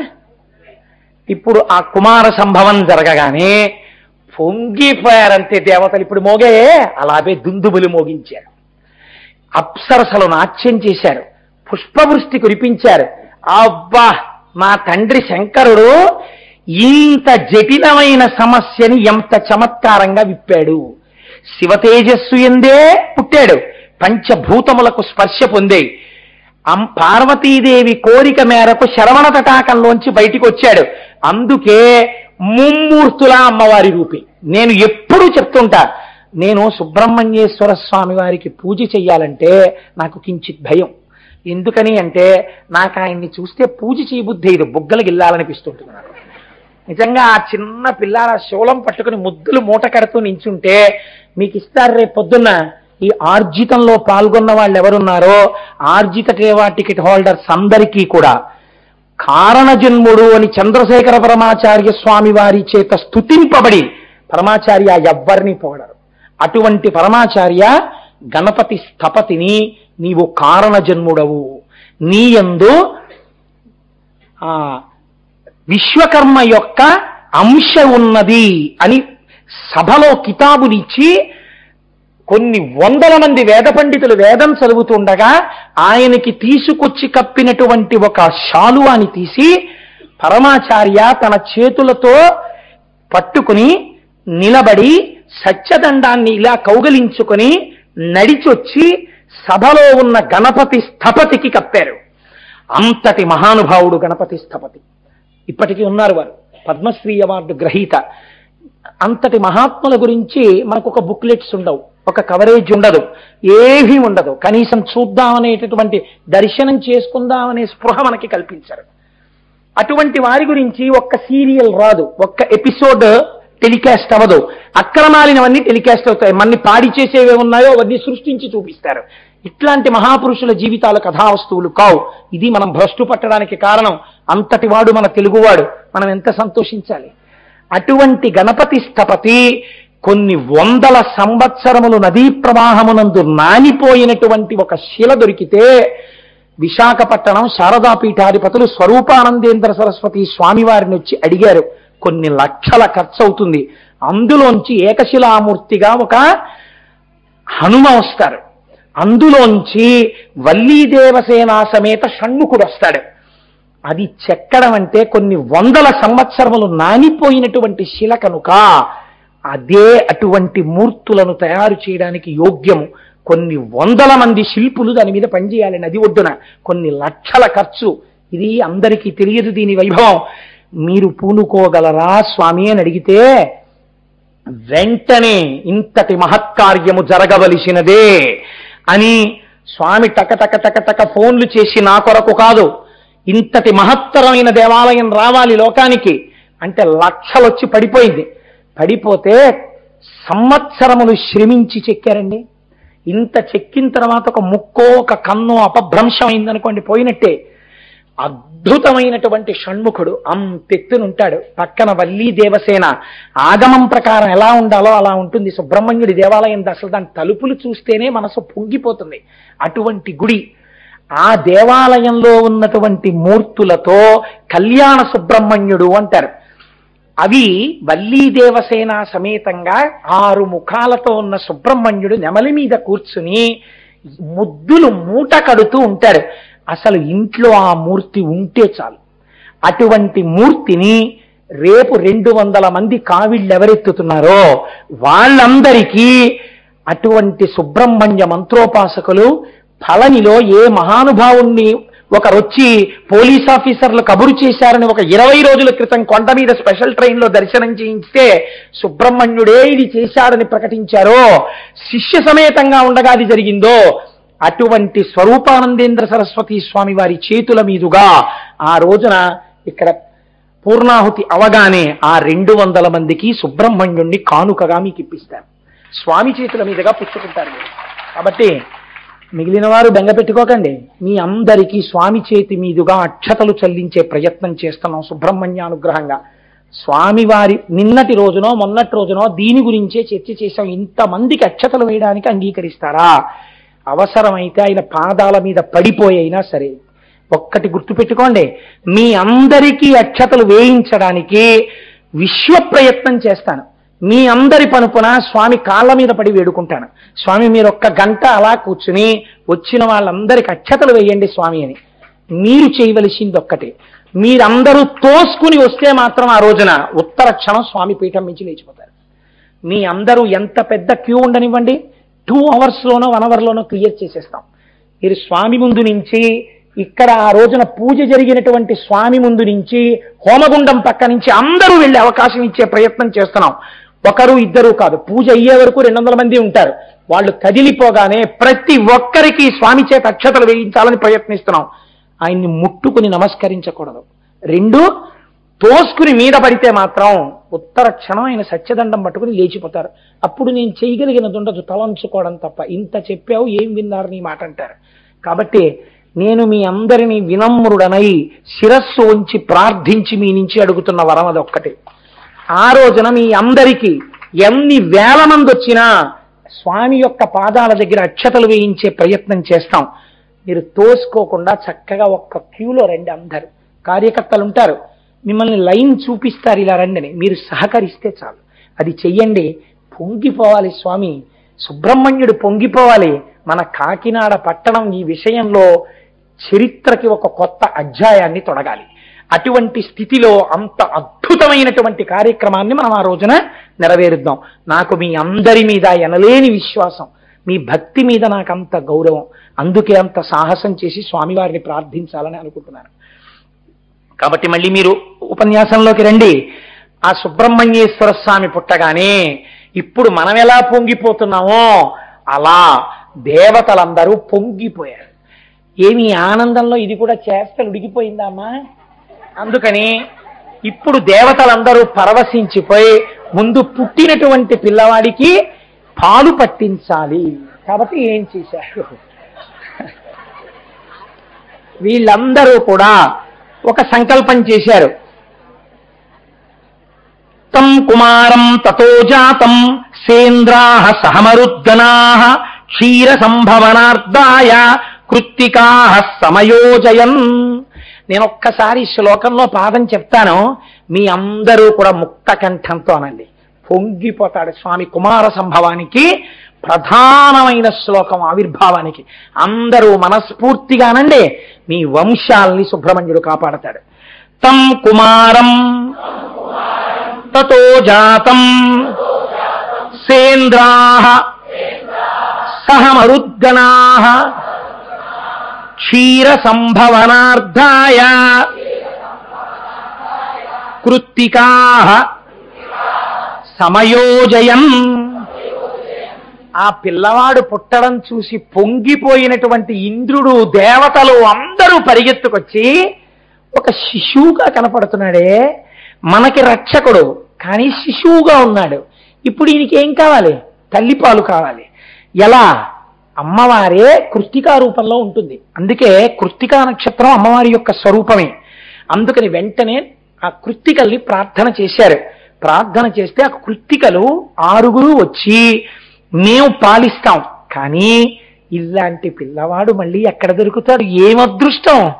ఇలాంటి పిల్లవాడికి మేము పాలిస్తాం, కానీ మాకు మీరు ఒక వరం ఇవ్వాలన్నారు దేవతల్ని. ఏం వరం కావాలి అంటే, ఈ పిల్లవాడు మాకు కూడా బిడ్డడుగా చెప్పబడాలి.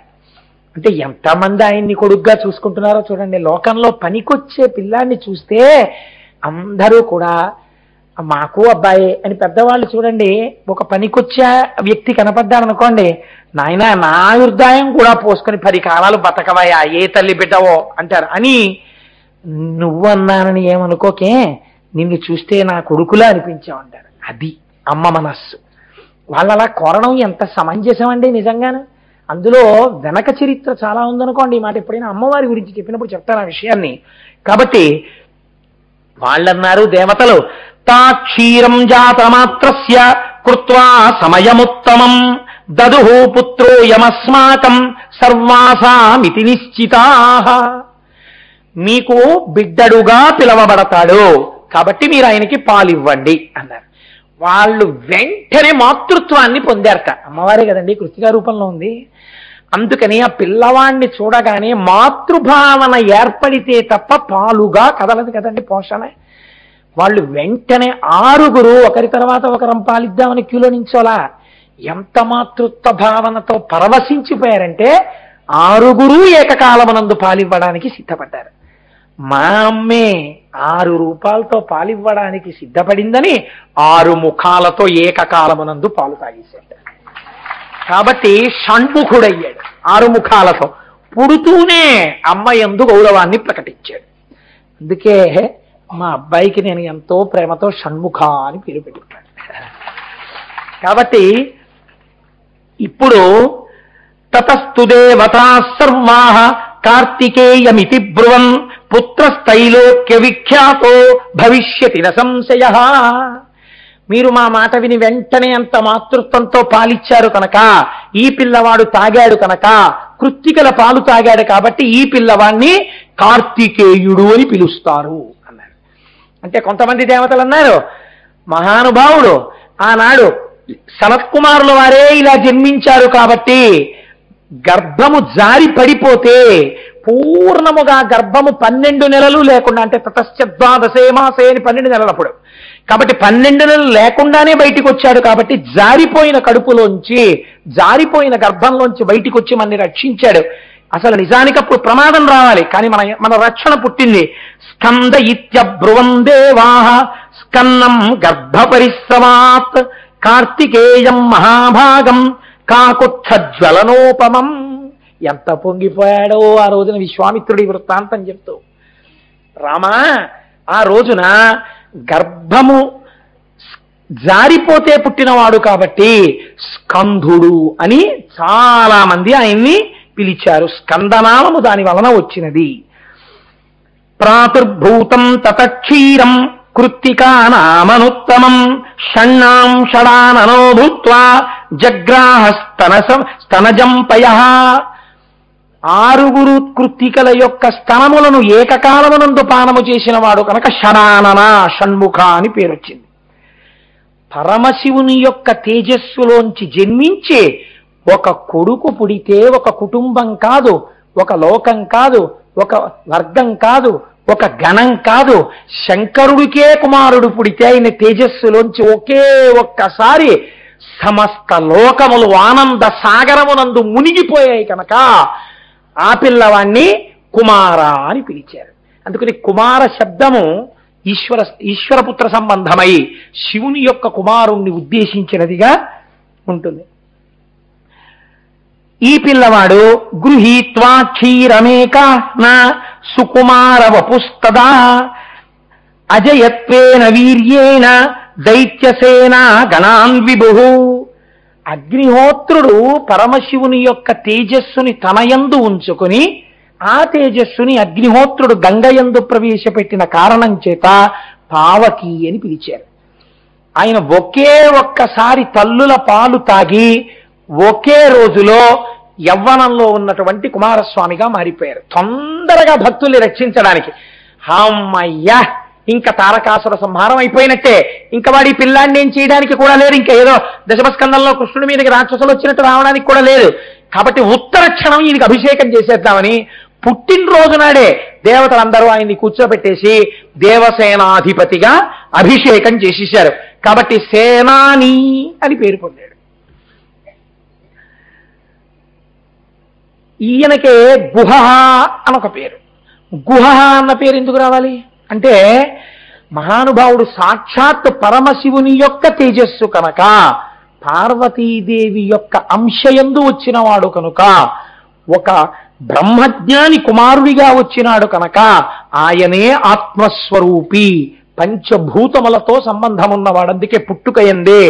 కాబట్టి ప్రతి హృదయ క్షేత్రమునందు ఆయన ఉన్నాడు. కాబట్టి గుహ అని ఆయనకు ఒక పేరు. ఇది చెప్పి మహానుభావుడు ఆయన అన్నారు, ఇందులో చాలా ఆశ్చర్యకరమైనటువంటి విషయం ఒకటి ఉంది, మీరు బాగా జ్ఞాపకం పెట్టుకోండి. పార్వతీదేవి దయాస్వరూపిణి, జగత్తంతటికి తల్లి. ఆవిడ నీటితో కూడినటువంటి ఒక మబ్బు వంటిది. శంకరుడు దయాస్వరూపి. శంకరుడు లోకమునకంతటికి తండ్రి. శంకరుడు కారుణ్యామృతమును వర్షించేటటువంటి మేఘస్వరూపి. కారుణ్యామృత వర్షిణం ఘన విపద్గ్రీష్మచ్చిదాకర్మఠం విద్యాసస్య ఫలోదయాయ సుమనః సంసేవ్యమిచ్ఛాకృతిం అని శంకరాచార్యులు వారి శివానంద లహరిలో స్తోత్రం చేస్తారు. కాబట్టి అవి రెండు మేఘములు. ఇప్పుడు ఈ రెండు మేఘములు ఒకదాంతో ఒకటి ఒరుసుకున్నాయి. ఒరుసుకుంటే మధ్యలో ఏం పుట్టింది? తటిల్లత, మెరుపు పుట్టింది. ఈ మెరుపు కంటిని ముందు ఆకర్షించింది. ఇదే శ్రవణ తటాకంలో పుట్టే ముందు అగ్ని శిఖగా పైకి లేచింది. ఇది మెరుపు. ఈ మెరుపులో లోకమంతా ప్రకాశిస్తోంది. ఈయన అనుగ్రహంతో వంశాలు వంశాలు పెరుగుతున్నాయి. ఆ సుబ్రహ్మణ్యానుగ్రహం అంత గొప్పది. అది రక్షణనిస్తుంది, అది జ్ఞానమిస్తుంది, అది వంశాన్నిస్తుంది, అది ఐశ్వర్యం ఇస్తుంది, అది భయంకరమైనటువంటి రోగాల్ని కూడా తీసేస్తుంది. అందుకే తస్మాత్ ప్రధాన పరిపూరిత భక్త కామ శృత్యాగమ ప్రణవవాచ్య నిజస్వరూప వల్లీశనాథ మమ దేహి కరావలంబం అంటూ నిత్యాన్నదాన నిరతాఖిల రోగహారీన్ తస్మాత్ ప్రధాన పరిపూరిత భక్త కామ అని అడుగుతాం కదండి. రోగములను కూడా ఆయన తీసివేయగలడు. ఆయనని నమ్మి నమస్కారం చేస్తే పిల్లలు పుట్టడం కాదండి, మహాపురుషులే పుడతారు. అయితే ఒక్కటి గుర్తుపెట్టుకోండి, ఎవరో చెప్పారని చేసిన వాళ్ళకి అలాంటి అనుగ్రహం కలుగుతుందని నేను అనలేను. ఎందుకు చెప్తున్నానో తెలుసా అండి ఈ మాట? అది మామూలుది కాదు. వంశాభివృద్ధి అంటే అది కలగడానికి ముందు యజమానికి విశ్వాసం ఉండాలి. విశ్వాసము చేస్తున్నటువంటి కార్యమునందు ప్రతిఫలము కావాలి. నేను మీకు ఒక ఉదాహరణ చూపిస్తాను. రామస్వామి దీక్షితులని ఒక మహానుభావుడు ఒక ఆయన మన దక్షిణ భారతదేశంలో ఉండేవారు. ఆయన భార్య గారి పేరు సుబ్బమ్మ గారు. వారికి వివాహం అయిపోయింది. వివాహం అయిపోయిన తరువాత 40 సంవత్సరములు పిల్లలు కలగలేదు. అంటే ఇంకా అసలు పిల్లలు కలగడానికి యోగ్యమైన వయస్సుని వాళ్ళు దాటిపోతున్నారు. ఇటువంటి సమయంలో ఆయనకి సుబ్రహ్మణ్యేశ్వర స్వామి వారి మీద ఎక్కడ లేని విశ్వాసం కలిగింది. ఆయన వంశమును నిలబెట్టగలడు, పుత్ర సంతానం ఇయ్యగలడు అని నమ్మి ఈ రామస్వామి దీక్షితులు సుబ్బమ్మ గారు కలిసి వైద్యనాథ క్షేత్రానికి వెళ్ళి అక్కడ ఉన్నటువంటి ముత్తు సుబ్రహ్మణ్యేశ్వర స్వామిని ముద్దు కుమారస్వామి అని పిలుస్తారు. అక్కడ ఆ ముద్దు కుమారస్వామి బాలాంబిక అని పిలుస్తారు వల్లీదేవసేనల యొక్క స్వరూపాన్ని. ముద్దు కుమారస్వామి బాలాంబికల్ని 40 రోజులు దేవాలయంలోనే ఉండి సేవించారు. సేవిస్తే ఆవిడ గర్భం ధరించింది. గర్భం ధరిస్తే సుబ్రహ్మణ్యేశ్వర స్వామి వారు అనుగ్రహించారు అని వారి ఇంటికి వచ్చారు. ఇంటికి వచ్చిన తర్వాత బిడ్డడు పుట్టాడు. పుట్టిన తర్వాత ఆ పిల్లవాడికి ఆ వైద్యనాథ క్షేత్రంలో ఉన్నటువంటి పేరే ముద్దు కుమారస్వామి అని వాళ్ళు పేరు పెట్టుకున్నారు. వాళ్ళ ఇంటి పేరు చివర దీక్షితులు అని ఉంటుంది కనుక ముద్దు కుమారస్వామి దీక్షితులు. ఆయన ఒకరోజు రామస్వామి దీక్షితులు నిద్రపోతున్నారు. నిద్రపోతుంటే బాలాంబిక ఆయనకి దర్శనమిచ్చింది. దర్శనమిచ్చి తన మెడలో ఉన్నటువంటి ముత్యాలహారాన్ని తీసి నీ భార్య కడుపున పుట్టినది, నీకు కొడుకుగా ఉన్నది నా భర్త రూపమైన ముత్యమే. ఆ ముత్యమే నీ ఇంటి ముత్యంగా ఉంది. ఇప్పుడు వాడే సుబ్రహ్మణ్యుడు. సుబ్రహ్మణ్యుడు నీ కొడుకుగా నడయాడుతున్నాడు లోకంలో. కాబట్టి ఇదిగో ముత్యాలహారం ఇస్తున్నాను, ఆ పిల్లవాడి మెడలో వేయమని తన మెడలో ముత్యాలహారం తీసి ఆయనకి ఇచ్చింది. కలేమో అని కల చూసుకుని తెల్లబోయి లేచారు. చేతిలో ముత్యాలహారం ఉంది. కొడుకు మెడలో వేసి తమిళంలో ముత్తు అంటే ముత్యం, ముద్దు కుమారస్వామి దీక్షితులు ముత్తుస్వామి దీక్షితులు అయ్యారు. ఆయనే సంగీత త్రయంలో శ్యామశాస్త్రి, త్యాగరాజు, ముత్తుస్వామి దీక్షితారు. ఆయనే మహానుభావుడు అయ్యాడు ముత్తుస్వామి దీక్షితారు. ఆ మహానుభావుడికే చిదంబరనాథ శాస్త్రి అన్న పేరుతో శంకరుడే గురువయ్యాడు. ఒక రోజున ఇంటికి వచ్చి వీడిని కాశీ తీసుకెళ్లి సంగీతం నేర్పుతానన్నారు. కాశీ తీసుకెళ్లి పాదుకాంత దీక్ష ఇచ్చారు. గొప్ప శ్రీ విద్యోపాసకుణ్ణి చేశారు. చేసి 3 సంవత్సరములు సంగీతం నేర్పారు. నేర్పి సమస్త మెళకువలు నేర్పిన తర్వాత ఎరా నాన్న ఇంటికి వెళదామని అడగమే అన్నారు. అంటే ఆ పిల్లవాడు అన్నాడు, రోజు గంగా స్నానం, ప్రతిరోజు విశ్వేశ్వర దర్శనం, ప్రతి క్షణం గురుపాద సేవ. ఇంకా నాకు మళ్ళీ మా ఊరు ఎందుకు కావాలి గురువుగారు? ఈ 3 చాలవా నా జన్మధన్యం పొందడానికి? నన్ను వెళ్ళిపోమ్మని అనకండి అన్నాడు.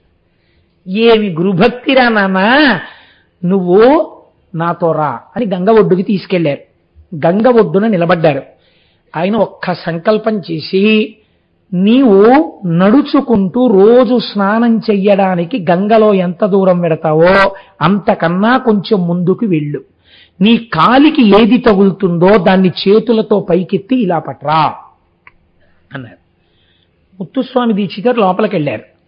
కాలికి ఏదో తగిలింది. తగలగానే వారు చేతులతో పైకెత్తారు. అదే ముత్తుస్వామి దీక్షితర్ చేతిలో ఉన్న వీణ. గంగలో దొరికింది ఆయనకి. అమ్మవారు అనుగ్రహించింది ఆ వీణ. ఆ వీణ తీసుకొచ్చి గురువుగారి పాదాల దగ్గర పెట్టి నమస్కరించారు. ఒరే, నువ్వు సుబ్రహ్మణ్యావతారానివి. ఆయనే పరమశివుడు చిదంబరనాథ శాస్త్రి గారిగా వచ్చి ఉపదేశం చేశారు. అమ్మ అనుగ్రహం కలిగి నీ చేతి వీణ అయింది. నాన్న, నీలాంటి శిష్యుడు కలిగాడు, నా జన్మ ప్రయోజనం నెరవేరింది, గంగా స్నానం చేసి వస్తానని లోపలికెళ్ళి మునిగారు. ఇక పైకి రాలేదు. రాకపోతే అక్కడ చుట్టుపక్కల ఉన్న వాళ్ళని తీసుకెళ్లి గంగలో వెతికితే చిదంబరనాథ శాస్త్రి గారి శరీరం దొరికింది. అప్పుడు ముత్తుస్వామి దీక్షితర్ గురువు గారికి మిగిలిన కార్యాన్ని పూర్తి చేసి సొంత ఊరు వచ్చారు. చిత్రం ఏమిటో తెలుసండి, ఒక్క కచేరీ కూడా చేయకముందే ముత్తుస్వామి దీక్షితర్ తిరుత్తణి వెళ్ళారు. తిరుత్తణి వెడితే ఆయనకి సుబ్రహ్మణ్యేశ్వర స్వామి వారి యొక్క గొప్ప క్షేత్రం తిరుత్తణి. ఆ తిరుత్తణి క్షేత్రానికి వెళ్ళి మా అమ్మ 40 రోజులు నమ్మి గుళ్ళో ఉపాసన చేసింది. నేను పుట్టాను. 40 రోజులు నేను రోజు ఇక్కడ కీర్తనలు చేస్తానని కీర్తనలు చేశారు. ఎప్పుడైనా వీలైతే ముత్తుస్వామి దీక్షితర్ కీర్తనలు ఉంటాయండి సంస్కృతంలో. ఏమి కీర్తనలో వాటికి ఒక్కసారి సంగీత సాహిత్య సమ్మేళనం చేసి నా జన్మ ధన్యం చేసుకోవాలనుంది. ఆ ముత్తుస్వామి దీక్షితర్ మహానుభావుడు ఒకానొక ఆ తిరుత్తణిలో కూర్చుని కీర్తనలు చేస్తూ ఆ కీర్తన పాడుతూ పరవశించిపోయేలా కళ్ళు మూసుకుని కూర్చుంటే ఒక వృద్ధ బ్రాహ్మణుడు వచ్చి ముత్తుస్వామి దీక్షితర్, ముత్తుస్వామి దీక్షితర్ అని పిలిచారు. పిలిస్తే ఆయన కళ్ళు విప్పి, ఎవరు వచ్చినవాడు, నా పేరు ఎలా తెలుసని కళ్ళు విప్పారు. పరమతేజోమూర్తి అయినటువంటి వృద్ధ బ్రాహ్మణుడు. అసలు ఆయన్ని చూసి మీరెవరని అడగలేకపోయారు. ఆయన ఏది నోరు తెరు అన్నారు. నోరు తెరిచి కళ్ళు మూసుకో అన్నారు. కళ్ళు మూసుకున్నారు. నాలుక మీద ఏదో వేశారు. వేసి ఏం వేశాను అని అడిగారు. పటికి బెల్లం అన్నారు ముత్తుస్వామి దీక్షితారు. కళ్ళు విప్పు అన్నారు. కళ్ళు విప్పారు. లేడా వృద్ధ బ్రాహ్మణుడు. ఆయనే సుబ్రహ్మణ్యుడు. సుబ్రహ్మణ్యుడే వృద్ధ బ్రాహ్మణ రూపంలో వచ్చి సమస్త సంగీత విద్యని ముత్తుస్వామి దీక్షితర్ నాలిక మీద పటికి బెల్లం రూపంలో వేసేశారు. ఆ వీణ పట్టుకుని ముత్తుస్వామి దీక్షితర్ పాట పాడితే ఇక తిరుగులేదు. ఎన్ని సన్మానాలు వెంట పడిపోయారు కదండి ముత్తుస్వామి దీక్షితర్ వెంట. ఐశ్వర్యమునందు ఆయన మమేకం కాలేదు. ఈ చేత్తో బుచ్చుకుని వెంటనే దానం చేసేసేవారు. ఒక స్థితిలో ముత్తుస్వామి దీక్షితర్ ఏ స్థితికి వెళ్ళారో తెలుసా అండి? ఇంట్లో భార్య వంట చేయడానికి గుప్పెడు బియ్యం లేవు. శిష్యులకి కూడా అన్నం పెట్టాలి. సంగీతం నేర్పేవారు.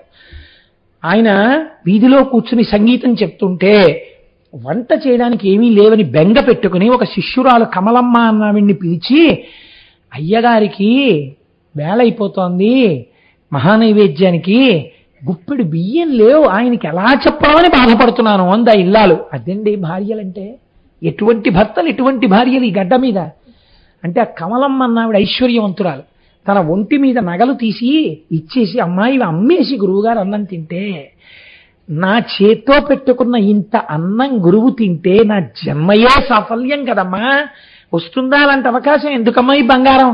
అమ్మేస్తానమ్మా, గురువుగారికి ఇంత అన్నం పెడతానమ్మా అంది. ముత్తుస్వామి దీక్షితర్ విన్నారు.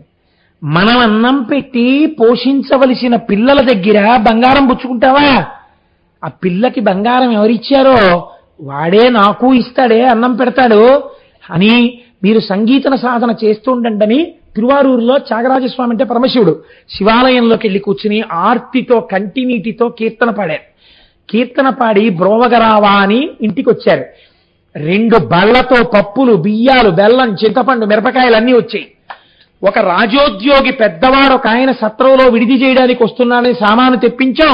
ఆయన రావట్లేదుట పరివారంతో. అందుకని ఉత్తినే పోవడం ఎందుకు, మీ వంటి పుణ్యాత్ములకు ఇస్తే మీరు శిష్యులు తింటారని ఇక్కడ దింపేద్దామని వచ్చామని చెప్పి సరుకు దింపి వెళ్ళిపోయారు. ఈశ్వరా నీ కృప అన్నారు. ముత్తుస్వామి దీక్షితర్ వెళ్ళిపోవడం కూడా ఎంత విచిత్రమో తెలుసా అండి. అంటే ఇప్పుడు నేను ముత్తుస్వామి దీక్షితర్ జీవితం అంతా చెప్పలేను, కానీ ఒక్క విషయం చెప్తాను, ఆనందం ఆగదు నాకు. ముత్తుస్వామి దీక్షితర్ని ఆ ఊరి రాజుగారు చాలా గొప్పగా ఆదరించేవారు. వారు ఒక రోజున పరిగెత్తుకొచ్చి ఒక రోజు పొద్దున్న అన్నారు, మహానుభావ మీరు మాకు గురువు, ఏం జరిగిందో తెలియదు, నా ఆస్థానంలో ఉండే పట్టపుటేనుగో కట్లు తెంచుకుని శ్మశానంలోకి వెళ్ళి నిలబడి మోరవెత్తి అరుస్తోంది. ఎవరైనా దగ్గరికి వెడితే తొండంతో విసిరేస్తోంది, కాళ్ళ కింద తొక్కేస్తోంది. ఎందుకు ఇటువంటి పని చేస్తోంది అని అడిగారు. ముత్తుస్వామి దీక్షితులు అన్నారు, నీకేమీ బెంగలేదు, నువ్వు సంతోషంగా హాయిగా ఇంటికి వెళ్ళిపో, ఏమి జరగబోతోందో నేను చూస్తాను అని స్నానం చేసి వచ్చి కూర్చుని శిష్యులందరినీ పిలిచి, మీ అందరూ కూర్చుని ఒక్కసారి మీనాక్షి అమ్మవారి మీద నేను చేస్తుంటాను కీర్తన, మీరు కూడా చెయ్యండి. ఏ కీర్తన? మీనలోచని పశుపాశ విమోచని అని కీర్తన చేస్తానని ఒక్కసారి కీర్తన చేశారు. ఆయనకు అర్థమైంది, సంగీతపరంగా ఏనుగు రుద్రభూమిలోకి వెళ్ళి నిలబడడం అంటే పరమశివుడి యొక్క అనుగ్రహంతో, సుబ్రహ్మణ్యుడి అనుగ్రహంతో ఏ మహాపురుషుడి భీమ మీదకి వచ్చాడో స్వరముల యందు ఏనుగుని ఒక పేరుతో పిలుస్తారు. ఆ ఏనుగు అరుస్తోందంటే ఈయన వెళ్ళిపోయేటటువంటి రోజు వచ్చేసిందని గుర్తు. కాబట్టి ఆయన మా పశుపాశ విమోచనం చేసి నన్ను నీలో కలిపేసుకో అని చేతిలో అమ్మవారిచ్చిన వీణ పట్టుకుని తన్మయత్వంతో కీర్తన చేస్తుండగా శిష్యులందరూ చుట్టూ కూర్చుని కీర్తన పాడుతుంటే షట్చక్ర భేదనం అయిపోయి తేజస్సు కపాలంలోకి వచ్చి అందరూ చూస్తుండగా ఆ తేజస్సు పైకి లేచి అమ్మవారిలోకి వెళ్ళిపోయింది. అది ముత్తుస్వామి దీక్షితారి చరిత్ర. అంతటి మహానుభావుడు సుబ్రహ్మణ్యానుగ్రహంగా పుట్టి సుబ్రహ్మణ్యానుగ్రహంగా ఈ భూమి మీద నడయాడారు. అందుకే వారి కీర్తనలలో గుహాశబ్దంతో వారు ఎన్ని కీర్తనలు పాడారో, సుబ్రహ్మణ్య అంటూ ఎన్ని కీర్తనలు చేశారో. ఇంతటి అనుగ్రహం మహానుభావుడు నమ్మి నమస్కరించినటువంటి వారికి ఇయ్యగలడు. మీరు రేపటి రోజు నుంచి విందురుగాని సుబ్రహ్మణ్యేశ్వర స్వామి వారి యొక్క కృప అంటే ఎలా ఉంటుందో. ఆయన సామాన్యమైనటువంటి వాడు కాడు. సుబ్రహ్మణ్య తత్వాన్ని నిబద్ధం చేయడం శంకర భగవత్పాదులంతటి వారికి ఎంత చిత్రమైందో తెలుసా అండి. శంకరులు షణ్మత స్థాపనాచార్య. ఇప్పుడు రేపు వచ్చే శారదా పీఠాధిపతుల యొక్క పీఠం పేరు కూడా షణ్మత స్థాపనాచార్య, శంకరాచార్య పీఠం అంటారు దాన్ని. కాబట్టి షణ్మత స్థాపనాచార్య అంటే ఏవి పట్టుకుని మీరు మోక్షం పొందొచ్చో ఆయన చెప్పారు. అవే ఒకటి శైవము, 2 శాక్తేయము, 3 గాణాపత్యము, 4 కౌమారము, 5 సౌరము, 6 వైష్ణవము. ఈ 6 మోక్షం పొందవచ్చు అని నేను షణ్మత స్థాపనాచార్య అయ్యారు. ఆయనే పూజాగృహం ఎలా ఉండాలో, పూజలో విగ్రహాలు ఏవేవి ఉండాలో కూడా నిర్ణయించారు శంకరాచార్యుల వారు. అవే పంచాయతనము అంటారు. శివ పంచాయతనము, శక్తి పంచాయతనము, విష్ణు పంచాయతనము. ఒకసారి నేను దీని గురించి ఉపన్యసించాను, స్థానాలు ఎలా ఉండాలో. ఇందులో శివుడు ఉంటాడు, అంబిక ఉంటుంది, అలాగే ఆ సూర్యుడు ఉంటాడు, గణపతి ఉంటారు, శ్రీ మహావిష్ణు ఉంటారు. ఈ 5గురిని పంచాయతనం అంటాం. షణ్మత స్థాపనాచార్యులైనప్పుడు శంకరాచార్యుల వారు సుబ్రహ్మణ్యోపాసనం కూడా మోక్షానికి తీసుకెడుతుందని చెప్పారు. అటువంటి శంకరాచార్యుల వారు పూజా విధానం నిర్ణయించినప్పుడు పంచాయతన పూజలో సుబ్రహ్మణ్యుడికి స్థానం ఎందుకు ఇయ్యలేదు, సుబ్రహ్మణ్య మూర్తిని ఎందుకు ఇవ్వలేదు? శైవం ఇచ్చారు, శాక్తేయం ఇచ్చారు, గణాపత్యం ఇచ్చారు, కౌమారం ఇచ్చారు. ఎక్కడ? షణ్మతాల్లో. పంచాయతనంలోకి వచ్చేటప్పటికీ శివుణ్ణి ఇచ్చారు, అంబికనిచ్చారు, గణపతినిచ్చారు, సుబ్రహ్మణ్యుణ్ణి ఇవ్వలేదు. ఎందుకు ఇవ్వలేదు పంచాయతనంలో? శంకరుల యొక్క హృదయం ఏమయ్యుండు ఉండాలి? ఆయన జ్ఞానాగ్ని. ఈ పంచాయతనం చేసే ముందు మీరు అగ్నిహోత్రం వెలిగించి అగ్నికార్యం చేస్తారు బ్రాహ్మణులైతే. అగ్నికార్యం చేసినప్పుడు ఆ అగ్ని స్వరూపమే సుబ్రహ్మణ్యుడు. కాబట్టి పంచాయతనంలో అగ్నిహోత్రంగా సుబ్రహ్మణ్యుడు కలిసిపోతున్నాడు. మీరు దీపం వెలిగించకుండా పూజ చేయగలరా? సుబ్రహ్మణ్యుడే. మీరు నీరాజనం ఇవ్వకుండా పూజ చేయగలరా? సుబ్రహ్మణ్యుడే. జ్యోతిస్వరూపంగా సుబ్రహ్మణ్యుడు ఆరుగా కలిసిపోతున్నాడు. పూజ ప్రారంభం ఆయనతోటే, పూజ పూర్తి ఆయనతోటే, దీపారాధనతో, నీరాజనంతో. కాబట్టి ఇంకా వేరే మళ్ళీ స్థానం ఎలా ఇంకక్కర్లేదు. ఆయన లేకుండా పూజే లేదు, ఇంకా మళ్ళీ ఆయన్ని పూజలోకి పెట్టడం ఏమిటి? కాబట్టి పంచాయతనంలో జ్యోతి రూపంలో సుబ్రహ్మణ్యుడు కలిసిపోయాడు. అందుకే అరుణాచలంలో ఉన్నటువంటి అగ్నిశిఖా పర్వతము సుబ్రహ్మణ్య స్వరూపమే అని కొలుస్తారు. చిత్రం ఏమిటో తెలుసా అండి? ఏ కృత్తికలు మహానుభావుడికి పాలిచ్చారో ఆ కృత్తికలే ఒకసారి భగవాన్ రమణులు గిరిప్రదక్షిణం చేస్తుంటే వారు ప్రత్యక్షమై రమణ మహర్షిని పొదల్లోకి తీసుకెళ్లి పాలిచ్చారు. అపర సుబ్రహ్మణ్యావతారం. అందుకే ఆయన ఎలా గోచీ పెట్టుకుని స్వామి మలైలో ఉంటారో ఈయన గోచీ పెట్టుకుని కర్రాక మండలం పట్టుకుని అలాగే ఉంటారు. ఆయన అగ్నిభౌహు గుహ అంటుంది అమరకోశం, ఈయన అగ్నిగానే అరుణాచల పర్వతంలోకి వెళ్ళిపోయారు. కాబట్టి అన్ని రకాలుగా అది శివతేజమే, సుబ్రహ్మణ్యమే రమణులుగా ఈ భూమి మీద కదిలింది. కాబట్టి ఇంత పరమ పవిత్రమైనటువంటి ఈ సుబ్రహ్మణ్యేశ్వర స్వామి వారి యొక్క జననము వినడం అన్నది, ఆయన యొక్క సంబంధమును గూర్చి వినడం అన్నది ఎవరికో తప్ప చెల్లదు. భక్తస్య కార్తికేయ కాకుచ్చ భువిమానవ ఆయుష్మాన్ పుత్ర పౌత్రైశ్చ స్కందసాలోక్యతాం వ్రజేత్. నేను ఇవాళ లేచిపోండనే వరకు తొందరపడి లేచిపోకండి, మీరు ఒక పెద్ద అనుగ్రహాన్ని వదిలిపెట్టుకున్న వాళ్ళు అవుతారు. భక్తశ్చయ కార్తికేయే, ఎవరు కార్తికేయునకు భక్తులై ఈ లోకమునందు సుబ్రహ్మణ్య ఆరాధన చేయుచున్నారో వారు ఆయుష్మాన్ పుత్ర పౌత్రైశ్చ, వాళ్ళు ఆయుష్మంతులై పుత్ర పౌత్రులను చూస్తారు. స్కందసాలోక్యతాం వ్రజేత్, స్కందలోకాన్ని పొందుతారు. ఈ సుబ్రహ్మణ్యేశ్వరుడి వైభవం ఏమిటో, ఆయన అనుగ్రహం ఏమిటో, ఆయన రూపం ఏమిటో, ఆయన తత్వం ఏమిటో, ఈ విషయాలన్నింటినీ రేపటి రోజున మీకు నేను విపులీకరిస్తాను. నేను మిమ్మల్ని ఎప్పుడో తప్ప ఏది అడగను కదా.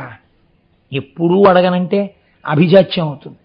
అడిగానేమో ఎందుకు అడగలేదనాలి, ఎప్పుడో కాని అడగను. మనం ఇవాళ ఒక పండగ చేసుకోబోతున్నాం. ఏమిటో తెలుసా పండగ? మనం అక్కడ వేసిన కాగితాల్లో సుబ్రహ్మణ్యానుగ్రహంతో ఈ పూజలోకి వస్తున్నటువంటి జంట ఎవరో పేరు తీయబోతున్నారు. ఒక్కసారి ఆ జంటని సభాముఖంగా చూసి మనం వెళ్ళిపోతాం. అదొక 5 నిమిషాలు. అంతేకాని మనం లేచిపోతే చేసిన పనికి శ్రద్ధ ఉండదు. కాబట్టి నేను మంగళం చెప్తాను, మీరు అలాగే కూర్చోండి. ఒక్క 5 నిమిషాల తర్వాత మనం వెళ్ళిపోతాం. అందుకే నేను 10 నిమిషాల ముందు ఉపన్యాసం పూర్తి చేశాను.